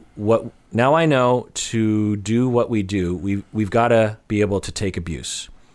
You got to be able to have people talk crazy about you. In this business, you've got to be able to have people disrespecting you, and you've got to smile, and you've got to pretend like that's okay. So I think here he's starting it into, I know that I should have been able to control myself when Chris Rock was the millionth straw in the back of the camel. And then he says, what I loved, Denzel said to me a few minutes ago, he said, at your highest moment, be careful. That's when the devil comes for you. Berto, what do you think about that whole idea? So Denzel, Yep. so let me read Denzel's statement that he actually gave. Yeah, I read that too. The next day, which I probably was very reflective of what he was saying to Will afterwards and what Will was referring to in his speech. Denzel says, well, there's a saying, when the devil ignores you, then you know you're doing something wrong. The devil goes, oh no, leave him alone. He's my favorite. Conversely, when the devil comes for you, maybe it's because he's trying to do something right, meaning when the devil comes for you, it means you're actually being a good person. And for whatever reason, the devil got a hold of that circumstance that night. Fortunately, there were people there. Oh, and for whatever reason, the devil got a hold of that circumstances that night, meaning that the devil got a hold of Will. Fortunately, there were people there, not just me, but others. So I think what he's saying is, fortunately, I was there to talk him down off the cliff or something. Yeah. Not just me, but others. Tyler Perry came immediately right over there with me, and we said some prayers. I don't want to say what we talked about, but for the grace of God, go any of us. Who are we to condemn? I don't know all the ins and outs of the situation, but I know the only solution was prayer, the way that I see it. So, Berto, when Denzel says this, and when Will repeats it, says, he's on stage after slapping Chris Rock. He says, at your highest moment, be careful. That's when the devil comes to you. What do you think that means, and what do you think about that meaning? Yeah, so to me, by the way, so Denzel is someone I also really look up to, and that is the character I would imagine he is in real life. Now, I don't know if he is, because again, we were surprised by Will, but this is what I would imagine. I would imagine Denzel is kind of cool-headed, collected, and would impart words of wisdom in a situation like this, and he did. That's an interesting aspect. What I think about the saying itself, be careful because the devil will come for you at your highest point or whatever. There's both the literal and the figurative here. There's obviously a religious element to it. It sounds like they are religious. They were praying, but there is just the even more simple meaning of it, which is, look, just when you are in a moment of intense emotion, you're susceptible to yourself and to your demons and to your things. And that is true. That is true of all of us. Whenever we are with heightened emotions under stress or whatever, we are susceptible. And then there's kind of the metaphor of it, which is that, yeah, okay, maybe this is the universe reminding, like you were saying in your story, reminding me of my place, right? And me being unaware that I was at risk, unfortunately, I let the universe slap me around. I think it makes sense. Now, unfortunately, I didn't see, but I don't know who was consoling Chris. Because, all these people came up, oh, so sorry, let's pray together and stuff. Meanwhile, I hope the same thing was happening for Chris Rock, who just got slapped. Right. Yeah. Yeah, and maybe Chris Rock wasn't exhibiting vulnerability. Who knows? Will Smith definitely was. I mean, I think immediately he's sobbing in his chair. But so as someone... Not that justifies him getting all the consolation. I'm just saying, who knows what demeanor Chris Rock had backstage. This is, as someone who we've talked about this before, I have often been mistaken as someone that doesn't need support. Yeah. And because I like Chris Rock, and I'm not comparing myself to Chris Rock comedically, I'm a little funnier, but what I'm saying is I do use humor to diffuse tense situations. You've even made jokes about me making jokes in tense situations. Meta style. But did you hear when your brother said that the other day? What did he say? He made that joke again. Yeah, okay. when we were in the Spider-Man thing. Anyway. Okay. Well, but the point is that I do that. I do that when there's a tense situation. I tend to use humor to, and you also were, if I might, denied the opportunity to be appropriately vulnerable and needy as a young one, when you probably did signal, hey, I'm in trouble, and no one responded, so you just gave up and decided to be as independent. Everything's okay. Yeah. And so I can imagine, and who knows, maybe this is not the case, but he might have gone backstage and kind of just like, yeah, it's fine, just kind of like wink, whatever. Right.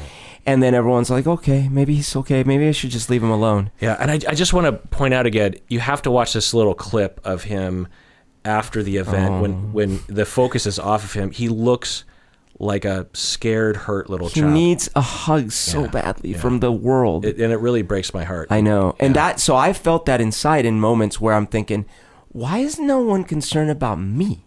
In many real moments in my life where I'm like, okay, they're all concerned about this other person or this thing. What about me? Yeah. And then I think to myself, well, I am bigger than that. I'm going to be fine. I don't need this, right? But in reality, I do need it. Yeah. And so I'm imagining that he needed that, and who knows if he got it. Yeah, we don't know, but we could imagine. I'm hoping he did. Yeah, I like your analysis of what Denzel is saying. I think that makes a lot of sense. I'll tell you, when I first heard it, I had kind of a negative reaction, which it sort of seems like it's blaming the devil for your behavior instead of yourself for the behavior. Yes, but in the Catholic way, right? Or the Christian way, which is like, look, you're still going to be judged by your behavior, but just be aware that you will be tempted. Yeah. It's that like, yes, look, you will be offered the apple. But, some people will do that. It's just like, well, I did it because the devil made me. Nah, but that's different because again, I'm using the same religious ideology. You still got kicked out of the Garden of Eden, even though you were tempted. Yeah. You just needed to not do what the devil wanted you to do. Yeah. And it's in that sense, like, hey, listen, it's kind of a cautionary tale. Yeah. In your highest moment, you will be tempted the highest. Yeah. Going on with his speech, art imitates life. I look like the crazy father. just like they said about Richard Williams. But love will make you do crazy things. Now, just chiming in here, I think if you just extracted that sentence without taking into consideration other things that we've talked about, that sentence makes Will Smith look pretty bad. Yeah. To claim I assaulted a man for making a pretty innocent joke is like Richard defending his family in the ghetto and bringing them up from the ghetto. Right. I mean, not only that comparison, which is of course ridiculous, but I did it out of love for my wife. And the wife would say, Jada would say, I don't need you to love me like that. Yeah. Like, if that's love, stop loving me.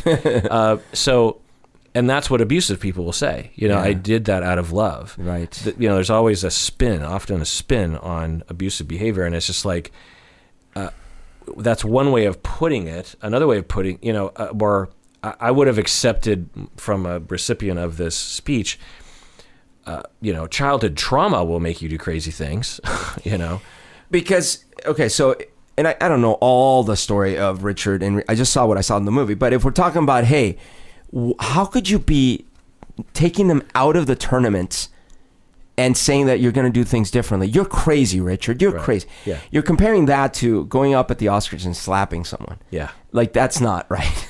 Well, and defending his daughters from racist interviewers, right? Pandering to Venus and Serena, being like, wow, you're pretty good for a black person. And from gangsters who want to, like, statutorily rape them, basically. Yeah, exactly. That's not the same thing. Yeah, that bit in the movie, I remember thinking, did that really happen? Well, and in the movie, again, just even if we're just going by the movie, what was the lesson? Was the lesson you should grab your gun and go shoot them? Right. Or was the lesson that the universe saved you? Like, to turn Denzel's metaphor around, it's in your lowest moment, the God might open a window, right? Because he went there with the full intention of throwing his life away. Yeah, and his kids' lives away.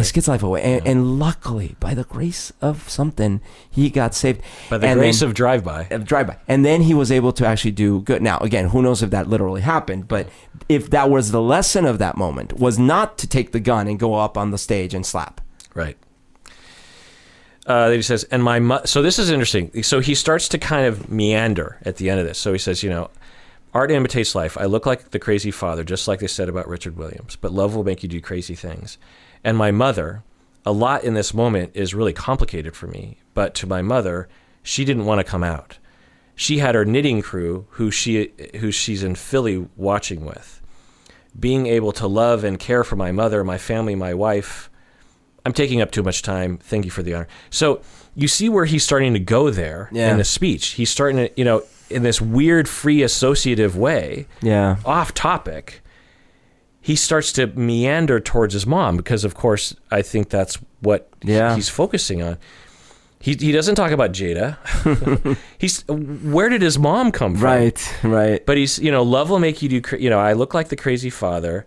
Love will make you do crazy things. And my mother, a lot in this moment is really complicated for me. But to my mother, she didn't really want to come out. She's with her knitting crew in Philly. And being able to love and care for my mother, my family, my wife. Anyway, I'll wrap it up. So I think that tells, at least I'm reading into it, that that's where his mind was mom, dad, trauma, Jada, Tupac, the internet, cheating, I'm a cuck, I'm a coward. I think that was, it seems there's evidence in his acceptance speech of that's where he was at. It's just so rare to see in nature, in public, on a live broadcast, examples of trauma playing out so clearly. Yeah. It's rare. Yeah. Everyone's always acting on their quote unquote best behavior. Yeah. Yeah. True. Or internally, or internally just suffering. Yeah. Standing ovation, Berto, uncool? See, that's a mixed one because it's again, what are we applauding for? Are we applauding the slap? Well, some of them were. Some of them were literally applauding the slap. I feel like I would imagine the majority who were applauding the fact that Will Smith finally got his Oscar. It's just a hard situation. I feel like we need another word for slap, because there are slaps and then there's his slap. That was like getting towards a punch. You know what I mean? Okay, so now it was at the same time I felt, and maybe I'm wrong, but I felt like it was someone who's trained. He's trained in several different martial arts and boxing. Someone who's trained giving a measured slap. Because if he wanted to really hurt Chris, he could have hit him in the ear. He could have done a lot more. He didn't hit him in the ear. He hit him in the cheek. But I think Chris was oddly braced physically for it. And if he weren't, I think he would have gone down, because at least the speed of the slap and where he hit him, at the very least, I don't want people in the future to go, oh, he just slapped him. I wish we had a different word. You know how in Seattle we have like 35 words for rain. Well, you know what should come out of it? I bet you if we talked to the Russians that practice that slapping sport, I bet you they have a whole vocabulary around totally. That was a pierogi. Yeah. I'm being so racist right now against Russians. Is that racist? No, it's societist. Well, I mean, culturalist. It would be racist. You know? Culturalist. Otherists. Otherist. I apologize because I love pierogies. The Academy claim. So right away there's these reports made, I think, by the Academy. I don't know the details. That they asked Will Smith to leave, but he refused. Yeah. Then later there were reports coming out saying those were all lies. They never asked him to leave. Then there were other reports saying the Academy claimed they asked Chris Rock if Will Smith can stay or not, and Chris Rock said, it's fine. Do whatever you want, or something, or it's fine, he stays. So I don't know what happened. And by the way, that is an unfair thing to put on Chris Rock. Yeah, totally. Absolutely. Because he's got no good answer at that point. No. And yeah, exactly. So so I'm glad you brought this up. In my opinion, the right thing to have done at the Academy level absolutely was to remove Will Smith from the event at that point. Let's just say, just throwing it out there, that a standing rule is if you are violent if you assault someone if you commit a criminal act of violence in the middle of the ceremony, let's just say you have forfeited your ticket. I mean, what is the line? What if he had shot him in the leg? Is that still cool? Are we still cool? Right. Yeah, where's the... little stabby? Yeah. So now, I will also be kind to the Academy, give them the benefit of the doubt, and say, I'm guessing they never thought something like this would happen. So who cares? But I'm just saying that when you are a part, especially something like... But that's why it might have taken 10 minutes instead of 2 seconds. So the Academy Awards, it happens once a year. So the people who organize it and the people who are working behind the scenes, it's not like a thing that happens every night. When Celine Dion performs in Vegas every night, it's a machine. And things will happen, and then they develop ways of knowing how to react, like 3 years into the Celine Dion run, and I don't even know if she had a Vegas show. I think she does. Some weird event will happen, like someone will bring a firework in, or who knows, just something, and they'll be like, oh, well, next time that this happens, this is how we'll handle it. As a person who's been a part of organizations like this, I'm just going to say that there's a chance that no one had considered this as a possibility. There was no policy.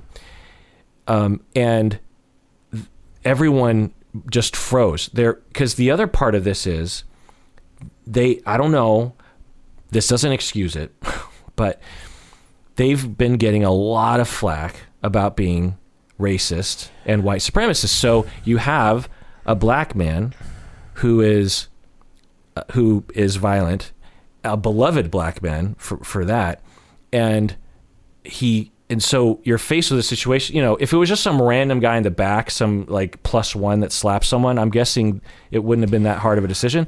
But I wonder if they're terrified of, or at least the person in control is terrified of or at least held still by action of taking action by the worry of some backlash. Because you could just imagine, say you're in charge, Berto, let's role play. You're in charge of the academy. You're the director of the whole night, and someone comes to you, or you see it or something, and you're like, "Was that a hoax?" And you're in the control room, and someone comes to you, like, "That was not a hoax. That was real." And so now, and everyone's looking at you. You have security, but not robust security with like zip ties. You have like a couple guys in tuxedos who are there to like usher people. Really? Let me ask you one question. Although I'm not saying that I'm disagreeing with you, because I'm actually, you've convinced me. But at the same time, what happens if you and I try to sneak into that show? Right. But again, they probably had talked about that year after year. But what I'm saying is they have security. Right. But they have good security. But so Berto, what do you say? Okay. No, but now to agree with you, because no. I'm your number one. I'm Sure. assistant director. President Berto, what should I do? It's not president, and I think this is where you're right. Is I'm the director of the show. Yeah. And me personally, Berto, is gonna say he's got to go. But then as soon as I say that, Josie over here says, "Well, we gotta talk to Bobby." Who's Bobby? Well, Bobby's like the high up president of the thing, right? And he's gonna. And then totally that could be a positive. But imagine I'm the assistant director, and I say, "Okay, well, President Berto." And that's just my nickname for you. You're just going to have to deal with it. Like I keep telling you, don't call me President Berto. Bobby's going to get pissed. So you want me to get on the radio yes. and get a hold of Tim. Yes. You got to bring the guys, take him out. Those are 3 white guys. They are going to grab Will Smith. No, don't call Joey instead. He looks better. So he's a person of color. Yes. So you want ruffians.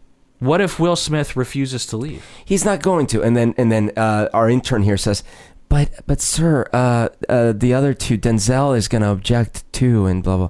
Right. Oh my gosh. Okay, we don't want a scene now. Right. Half an hour has gone by. What if Will Smith refuses? Half an hour has gone by now. Right. So I'm actually agreeing with you that in reality there was a miscommunication happening. I'm sure there were people screaming into little microphones going, "What the fuck do we do?" Yeah. And you just sort of freeze, because it's over. Chris Rock has retreated. He's not, freaking out. Play this out. Just let it roll. Just let it roll. It's just let it play. Look, we got to keep going. Yeah. No, that's just going to cause a scene. Look, go, and they might have actually said, go see if they're willing to like step out. They might have done that. Yeah. And maybe they came super passively to talk to his agent. His agent comes and, "Hey, do you want to take a break?" And Will's like, no, I'm fine. Yeah. Okay. Yeah. Then that's the translation from we asked him to leave. Asked them to leave. Yeah. And then in the meantime, I mean, it's all speculative, but I just feel like it's really easy to attack the organization. And especially if you've never been in charge of an event like that, once you actually get in charge of an event like that, and especially when you just have one day out of the year to practice in reality how to do, the red carpet, you realize just what a cluster F it is, and how hard it is to make a choice, especially if it's a brand new scenario that you hadn't, prepared for. So that's all I'm saying. I'm only willing to give them a little bit of the credit you're giving them because it was a long time after that they could have done something with it, and after the show and the days following, their response was still really inadequate. In my opinion. So regardless of the in the moment chaos, clearly whoever is in charge of their press releases in the subsequent days needs to go back to graduate school, because they end up, the Academy could have easily come out of this looking fine. Yeah. They could have said something like, "Look, we just didn't know what to do." I mean, this has never happened before in the history of live television, and we failed. We should have asked him to leave, but we didn't know what to do. So it's our bad. Then we'd have been okay. Well, what are you going to do? It was a weird situation. You better have this under control next year. But to claim they asked him to leave, and then it's like, no, you didn't. Yeah, claim that you asked him to leave and he refused. I mean, that screams of let's just lie to get people off our back. Right. You know. Anyway. And by the way, there was clearly no moment that they showed on camera of, like, say, two tall people standing next to him going this way, anyone pointing in the direction of the door, with Will Smith going, right? That didn't happen. Right. All we saw was people whispering on the side. Yeah. And that, to me, is still way closer to talk to these people, see if they might. There are take no a breather. accounts of non-friends talking to him. You know what I mean? There might have been, but. Well, I did. You did see there was a couple moments where you saw someone who might have been Jada's publicist talking to Jada, and so that's what at least the reports was. That's Will's publicist, and I think Jada's friend. Anyway, okay. So afterwards, there's all these pictures being released and people attacking Will Smith for going to an after party and dancing to one of his own songs in a very gleeful manner. There's video and pictures of this. Uncool? Well, I mean, if he was going to try to make amends that night, I don't think this is the kind of thing where he's going to spend the rest of the night making amends. And he still did win an Oscar, and so, he was going to celebrate. Look, if it had been me, just thinking, if I had messed up so royally, I am not the kind of person that can just be cool with me doing something so bad, realizing it, and then continuing as if nothing happened. Are you sure? I mean, not that you're a jerk face, but I could absolutely see you, because it's, I think Will Smith and you actually have some similarities, because we can imagine for Will, he's thinking, everyone's kind of depending on me tonight. It's not just about me. Oh no, I think you misunderstood what I'm saying. I'm saying that my mental train I was going with is, if I thought I had messed up, I wouldn't just go party. But I would go party if I thought I did the right thing. That I was somewhat justified. Yeah, I'm interpreting you correctly. And therefore, that's probably what Will's state of mind was, is that he kind of was sort of justified. Yeah, I mean, obviously the optics look bad because he committed this crime and then is seen gleefully celebrating and dancing and as if he's on top of the world. Doesn't look good. Should he have not done that? Perhaps. But for me, when there's all these notions in our society about how you're supposed to react after someone dies that's close to you, or after a divorce or something.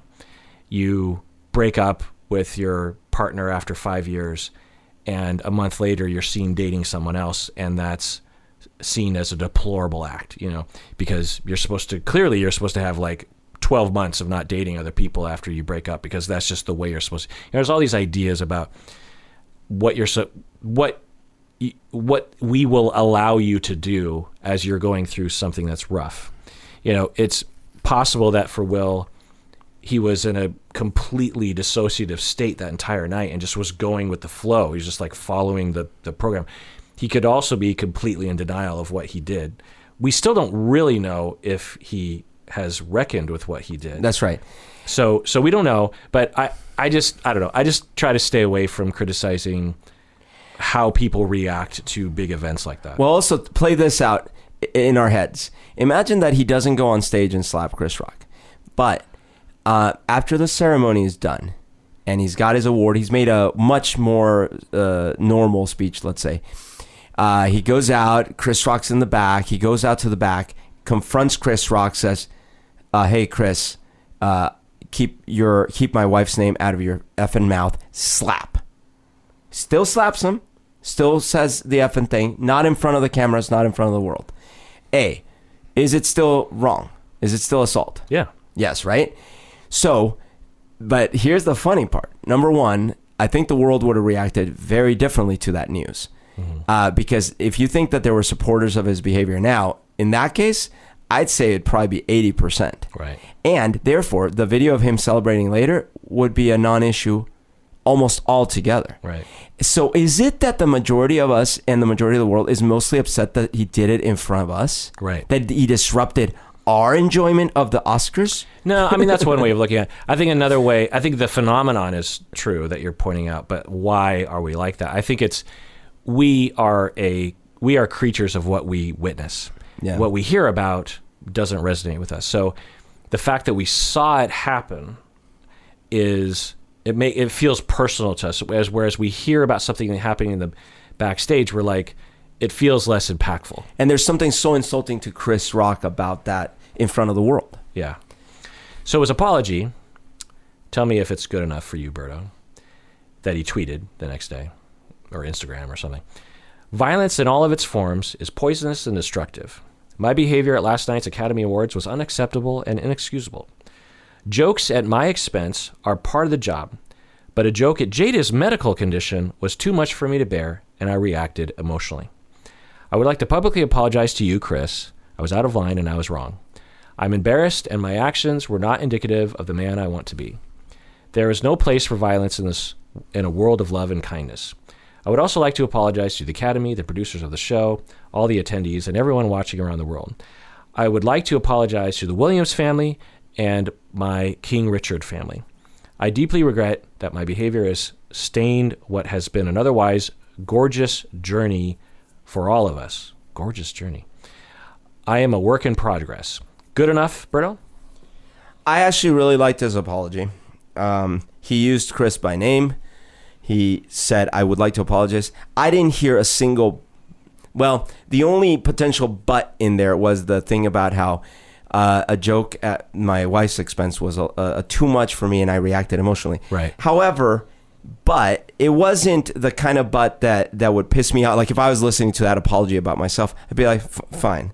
I thought it was heartfelt. He exposed some of his inner psychology in the process. Obviously, he didn't give us the full enchilada. Yeah, I wish, just a side note on that point, it would have been much more satisfying to be as I think it would indicate more sincerity, because it has the flavor, who knows, of a PR person writing it. But it would have felt more authentic to me personally if he would have said something like, let's see, when he says, jokes at my expense are part of the job, but a joke about Jada's medical condition was too much for me to bear, and I reacted emotionally because I have a personal issue regarding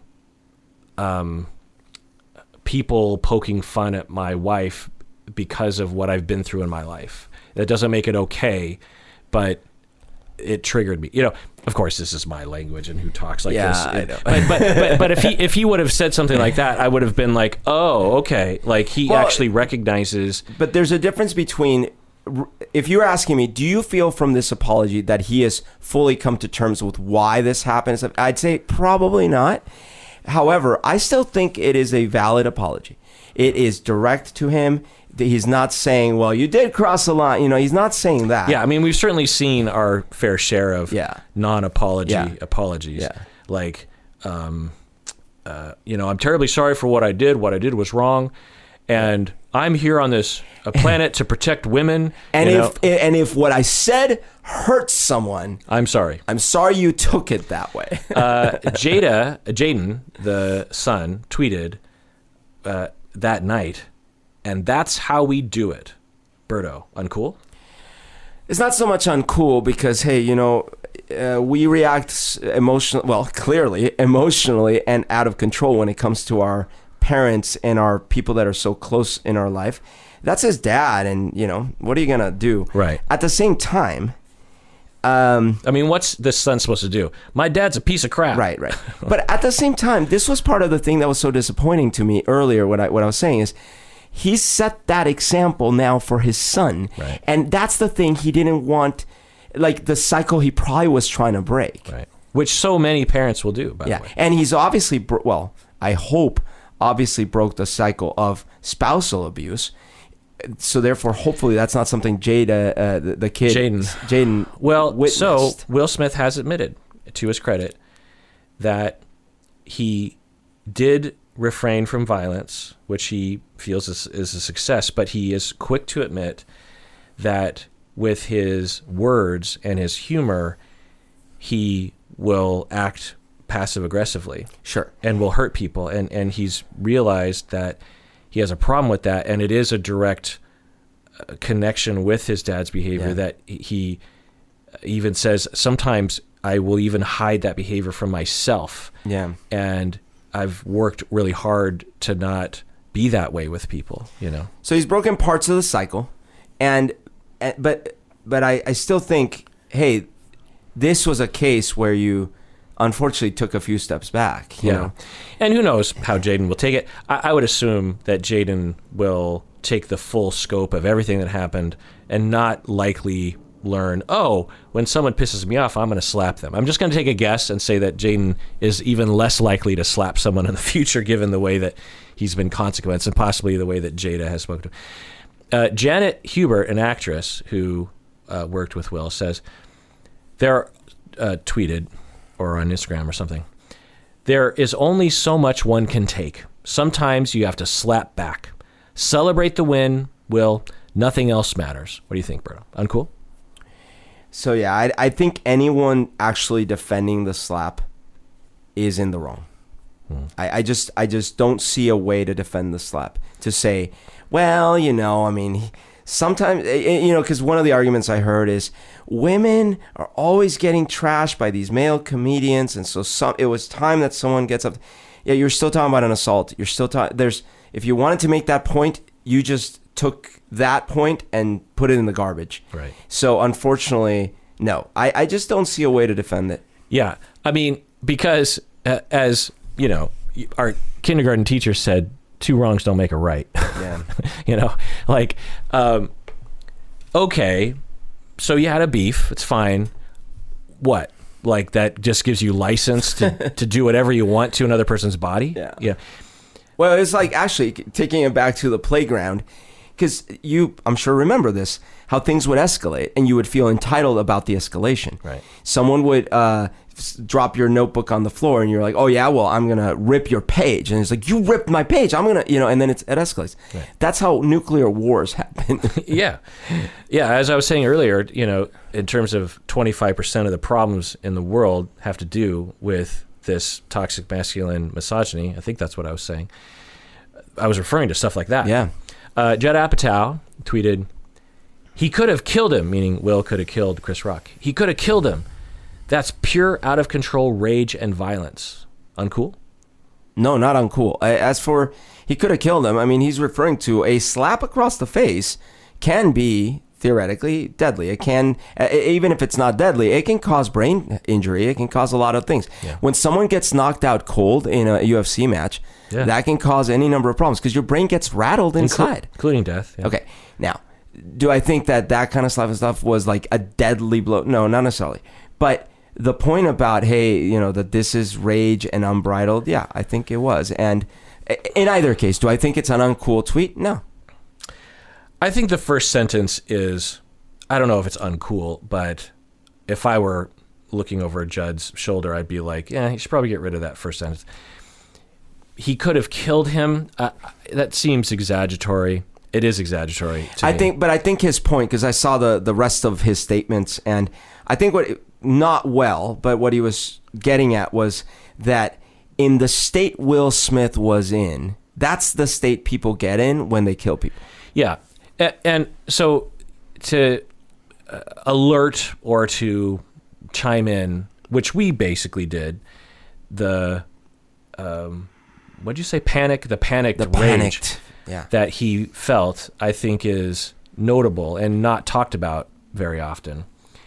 I think he's trying to get at that point. But to say that Will Smith could have killed him, I just like, huh? I think that's taking it a little far.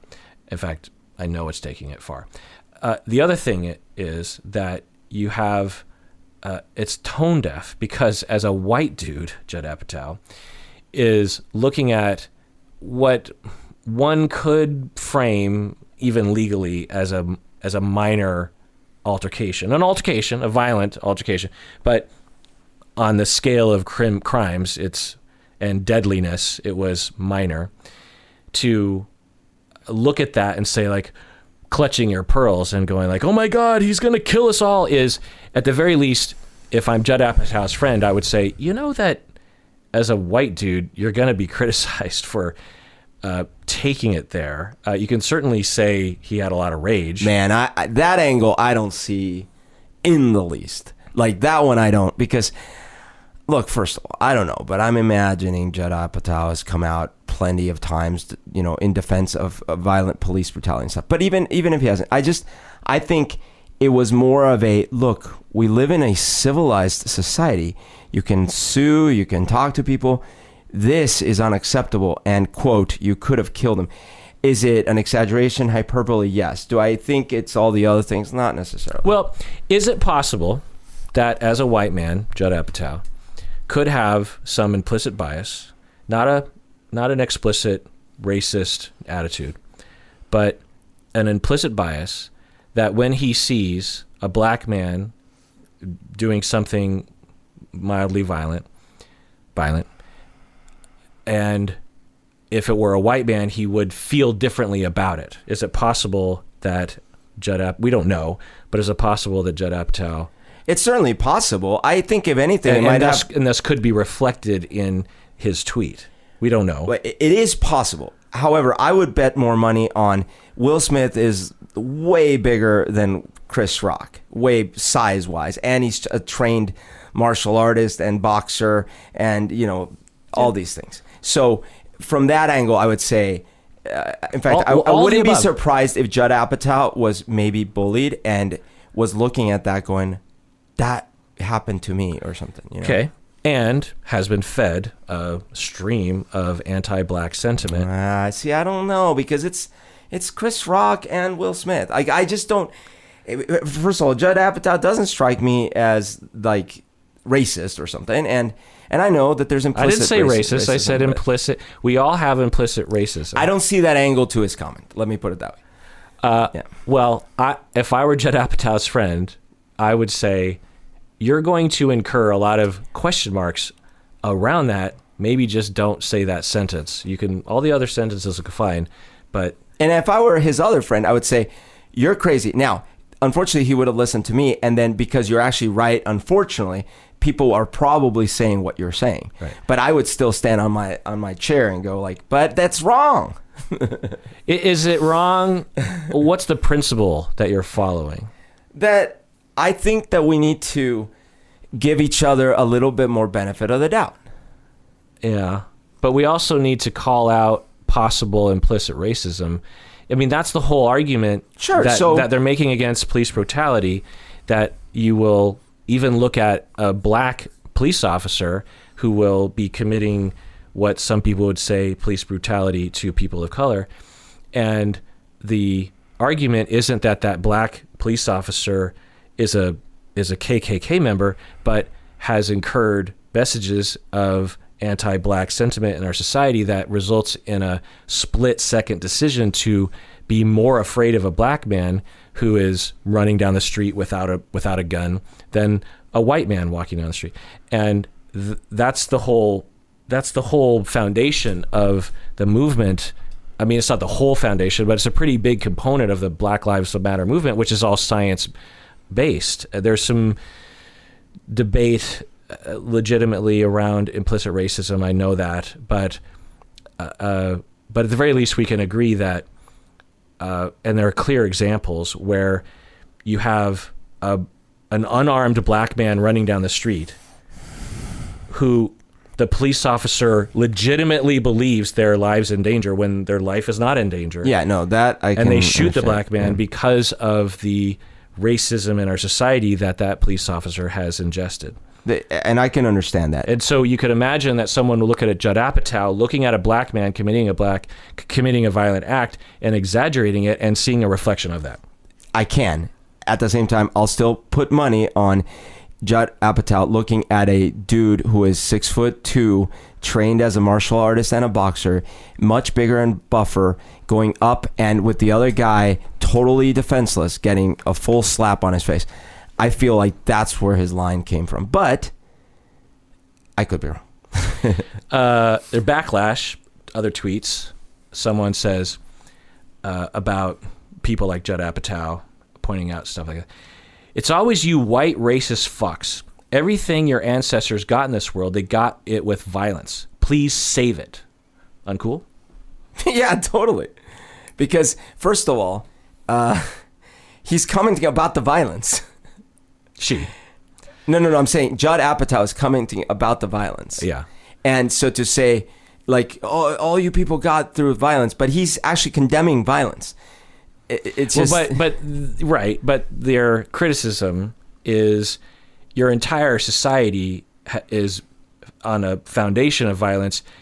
It's the kettle calling the what's it? Right. So your entire society, which by the way, the kettle black. When you say your, we mean we are. Our entire society was built on a foundation of violence. Therefore, finish the thought. What's the therefore? Oh, right. Therefore, we should slap people and not comment about. Like, no, come on. Well, so I do relate to the sentiment. I would never take it to that place, but when you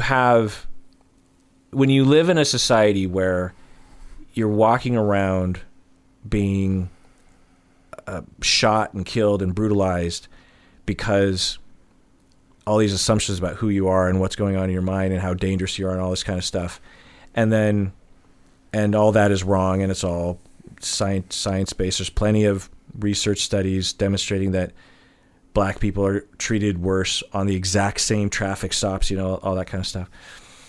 There's actually a seminal research project in Seattle that looked at a lot of different things and demonstrated that. This is, 10, 15 years ago. And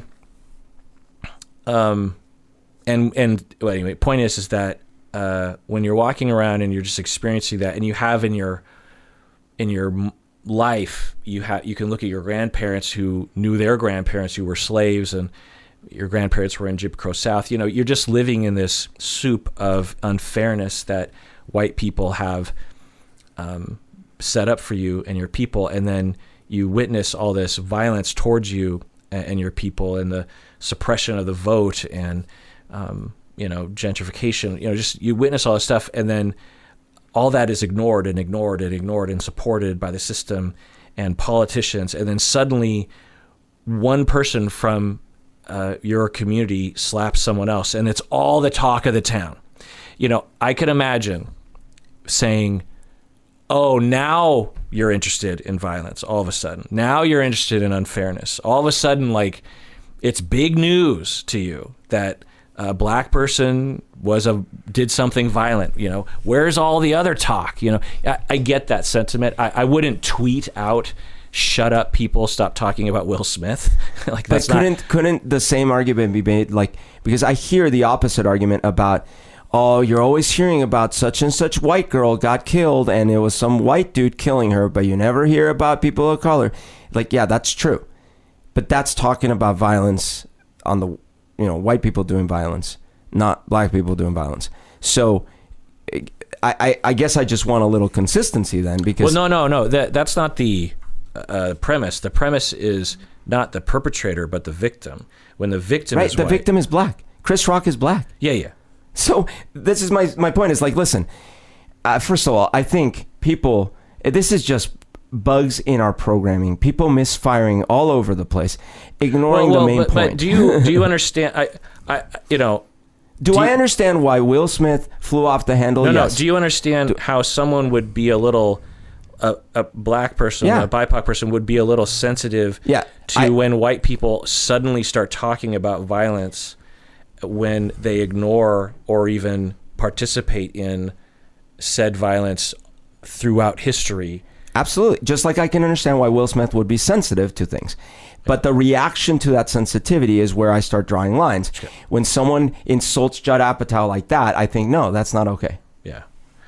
And I don't know if that was directed at Judd Apatow. It was just sort of a general sort of backlash comment. Oh, okay. I misunderstood. I thought it was a literal response to Judd Apatow. Jada Pinkett Smith. This is another tweet. I didn't want to honor the tweeter, but it was highly shared and stuff. Jada Pinkett Smith is a matriarchal abuser. She abuses Will Simp Smith. She emasculates him so much that he ends up behaving like a child, slapping people, and tarnishing his reputation to impress her. Uncool? Yeah, totally uncool. What does simp exactly mean? Where does that come from? A simp. I don't know what the etymology is there. Yeah, I don't even. But I will say this. Look, that angle. I bet you that is a, men's rights kind of angle. It's like, this is the kind of women we don't like. And now we really don't. And it's like that matriarchal abuser. Right. Like, can't she just be an abuser? Right. And now we really don't like her because now she has a shaved head. Yeah. Right. And I don't know. Whenever anyone uses the word emasculate, I'm always like, huh? Like that concept. You keep using that word. I do not think it means what you think it means. Do you ever think along those terms? No. Have you ever felt emasculated? No. See, there are certain things about my life that I'm pretty secure about. Yeah. And my masculinity is always one of them.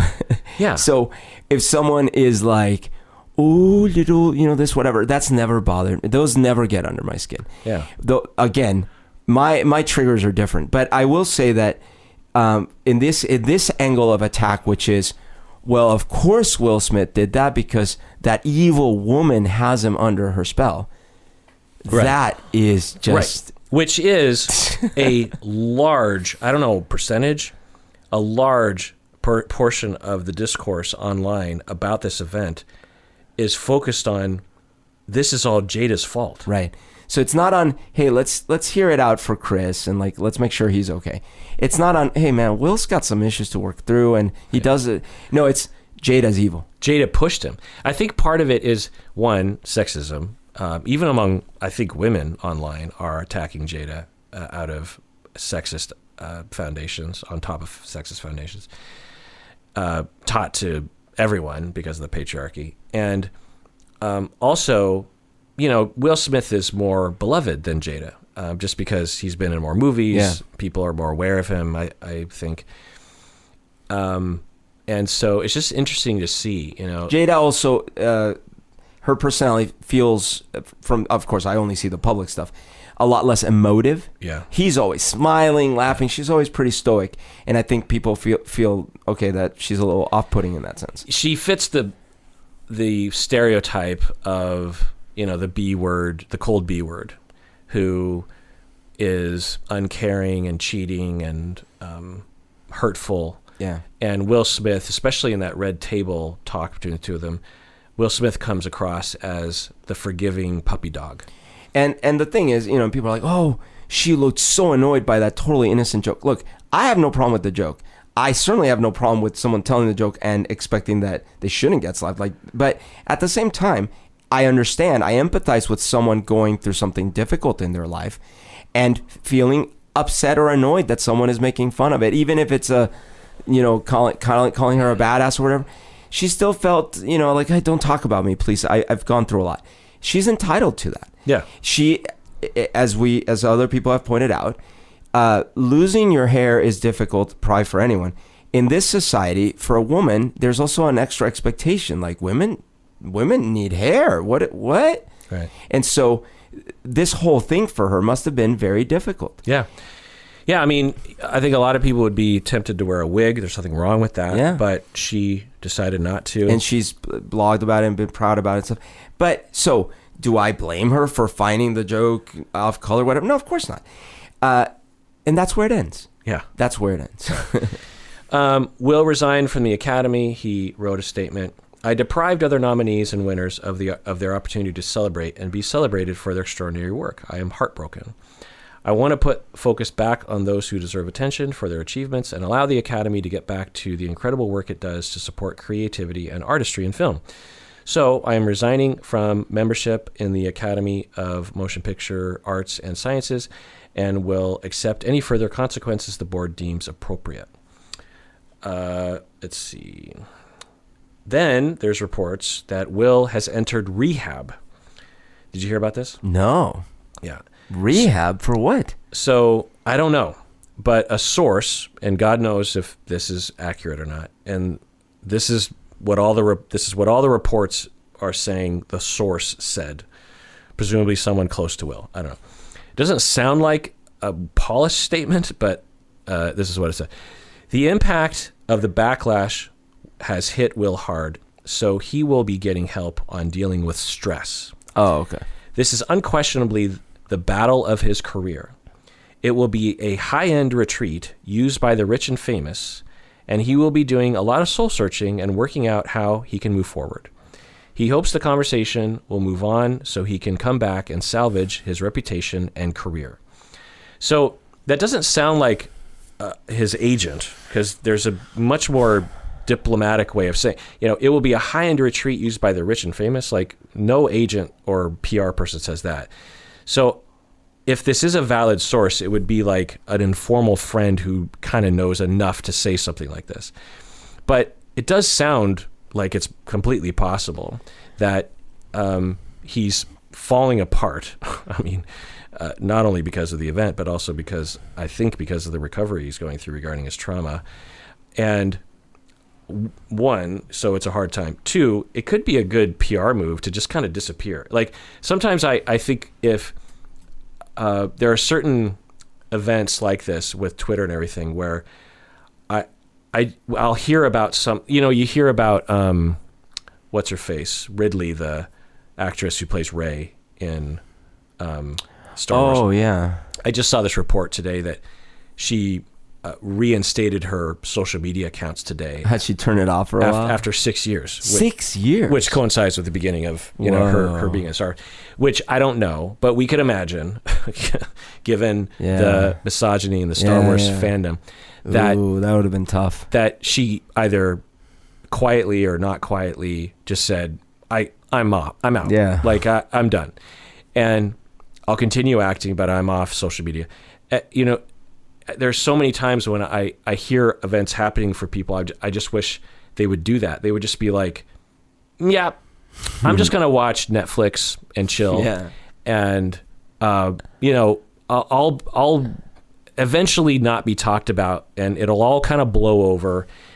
There'll be a residual a year from now. Yeah. But I'll deal with it then when people have maybe moved on, because there's a lot of this impulse to respond, and given the way this public kind of feels entitled to statements from people. When we were growing up, if something like this happened, I don't know if anyone would expect anything to be said about from anyone. You would just sort of move on with your life. There'd be some newspaper article somewhere. Yeah. Someone would have made a statement somewhere. If that, But we wouldn't have read that. We wouldn't have read it. Yeah. We wouldn't have known where to look for it. Yeah. You would have to look in a specific section of a specific trade newspaper or something.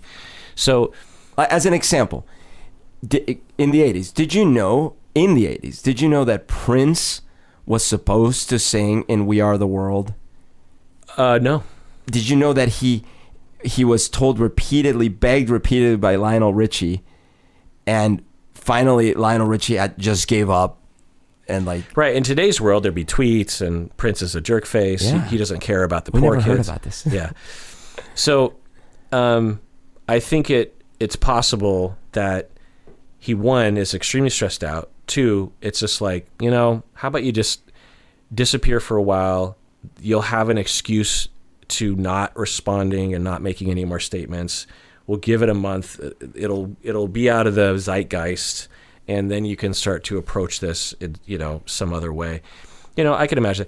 But it's also possible that there's something else going on, like a drug problem. I don't know. I haven't heard of anything like that. I don't want to start a rumor, but it just sounds interesting that he's going to rehab. The other possibility is that I think that publicists have a go-to now, which is that in order to improve optics, whenever someone does, when Tiger Woods is caught cheating on his wife, rehab. It's always rehab. Yeah.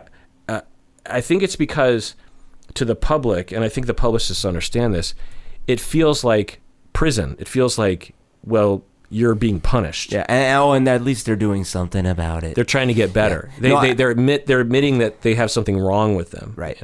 I think it's a mistake for sure because, now, I mean, granted, if there is an actual addiction and he needs to go to an actual rehab, that's different. I think it's what you're saying right now, which is like the go-to move. But I think it's a terrible mistake. Not that he shouldn't disappear. I do think laying low, making his full heartfelt apologies like he just did, laying low for a bit, actually working something out with Chris, both behind the scenes and maybe in front of the scenes. Follow my advice, do it on the red table. But this little thing about Anna Kendrick, Anakin, but this little thing about like he's going to rehab for that. I think that's the wrong move, because that is actually a like sort of like special pleading, like hey, you know, I went to rehab, right? And I want to state, I don't even know if this is true. It's largely reported. So, but who knows? I hope it's largely incorrect. Yeah. Unless he really does need rehab, in which case I hope he goes to rehab. So final word, Berto, what do you think? I have a lot of affection for a lot of Will Smith's work. I actually watched the Fresh Prince, but I have these very special memories when I was coming up and he would put out his music videos, because my brother and I, that's something we could really bond over, because we knew all the lyrics and we would sing them together, and we could relate. You know, parents just don't understand. We could relate to our mom being like wacky like that. And with me not seeing my brother very much, because I would just come and visit him for a summer and then leave, all these little moments were very precious. And so I have very, very intense emotional connection around Will Smith and his songs. They're very precious memories to both of us. And that began my lifelong kind of fascination and respect and admiration for Will Smith. So this definitely broke my heart. Obviously, I feel terrible for Chris Rock that he was slapped at all, let alone on national TV. I am really hoping there can be healing. I'm hoping that there can be some reconciliation. I'm hoping that something good can come from this. Yeah. And that Will can use this to actually continue to set a good example instead of not. Yeah. My very first CD that I ever owned was DJ Jazzy Really? Jeff and the Fresh Prince, the CD with Parents Just Don't Understand. Yeah. And but I was a little too old. Sure, I could see that. Because I think I was like 17, 18. And definitely a little younger than that. Yeah, you're what, 4 years younger than me? Yeah. 5 years younger? So yeah, I was 13, right? It was great. And for my brother, he was 4 years younger than me. Yeah. It was perfect. Yeah. And I wasn't even into rap, really, if you can call it that. Right. And so my mom, I don't know why, so my dad would usually buy me vinyl. He would buy it for every Christmas. He'd get me like 4 vinyl. He'd get all the kids like four records, and he would always do pretty good. Sometimes I'd literally just tell him what I wanted, but I think for some reason my mom bought a CD. I don't know why she would do this. I think because she just thought, oh, there's this new thing called CDs. It's cool. And that must have been all the rage among the moms at the time. Like, oh, this CD, they're really nice rappers. They're not like those horrible people you hear. Well, I don't know if my mom knew about, and there wasn't, gangster rap hadn't come around No, yet. not really. But I feel like rap had a weird reputation. Like, I didn't like rap or wasn't into it or anything. Rap was very clean. I mean, you had Run DMC in terms of what was on MTV and what was known. But my mom still thought it was "quote unquote" jazzy. She would say, "This is a little too like there was a really big Christmas album, A Very Special Christmas, that had various different popular artists, and they had Run DMC doing one of the classic Christmas songs. I can't remember which one. And my mom bought the record. She put it on. She's liking all the Christmas songs. And then when Run DMC came out, she's like, "This is a little too jazzy for me." I just never forget that. It's just like, Mom, it's hilarious. Jazzy. Anyway. But yeah, my mom got that CD for me, and I remember listening to it and instantly just giving it to my little brother. But I'll never forget my very first CD. You know, it was like, and I remember thinking, this will never catch on. Cassettes are fine. You know. Anyway, so yeah, my final word is just to ditto what you said, Berto. Is that, you know, it's interesting because at the beginning I'm thinking, this is an awful thing. This is awful. Like, this doesn't just... Will Smith did a horrible, horrible thing. And it sets a really horrible precedent. And what example is he setting? And how demoralizing this is. Like, he's like our guy. And he represents the goodness of our society. And if he's willing to do this, like, our whole society could come unfurled, you know? And so... you know, I'm exaggerating to some extent, but not really. Like, it just feels like, no. Like, what's next? Anna Kendrick spitting on someone? So and then as I started to do this deeper dive into it, and especially after talking with you, Berto, it's just like, this is an opportunity for Chris, for Will, for us to reckon with humanness, trauma, mistakes, reconciliation, harm, abuse, mistakes, apologies, forgiveness, not to pre-apologize for Will, not to let him off the hook, No. but to recognize that humans are going to human. Yeah. And can we as a society turn this into something that is good? Or are we going to reduce this to Jada is a cold B word? Yeah. It's up to us. And everyone out there, please take care of yourself, because you deserve it.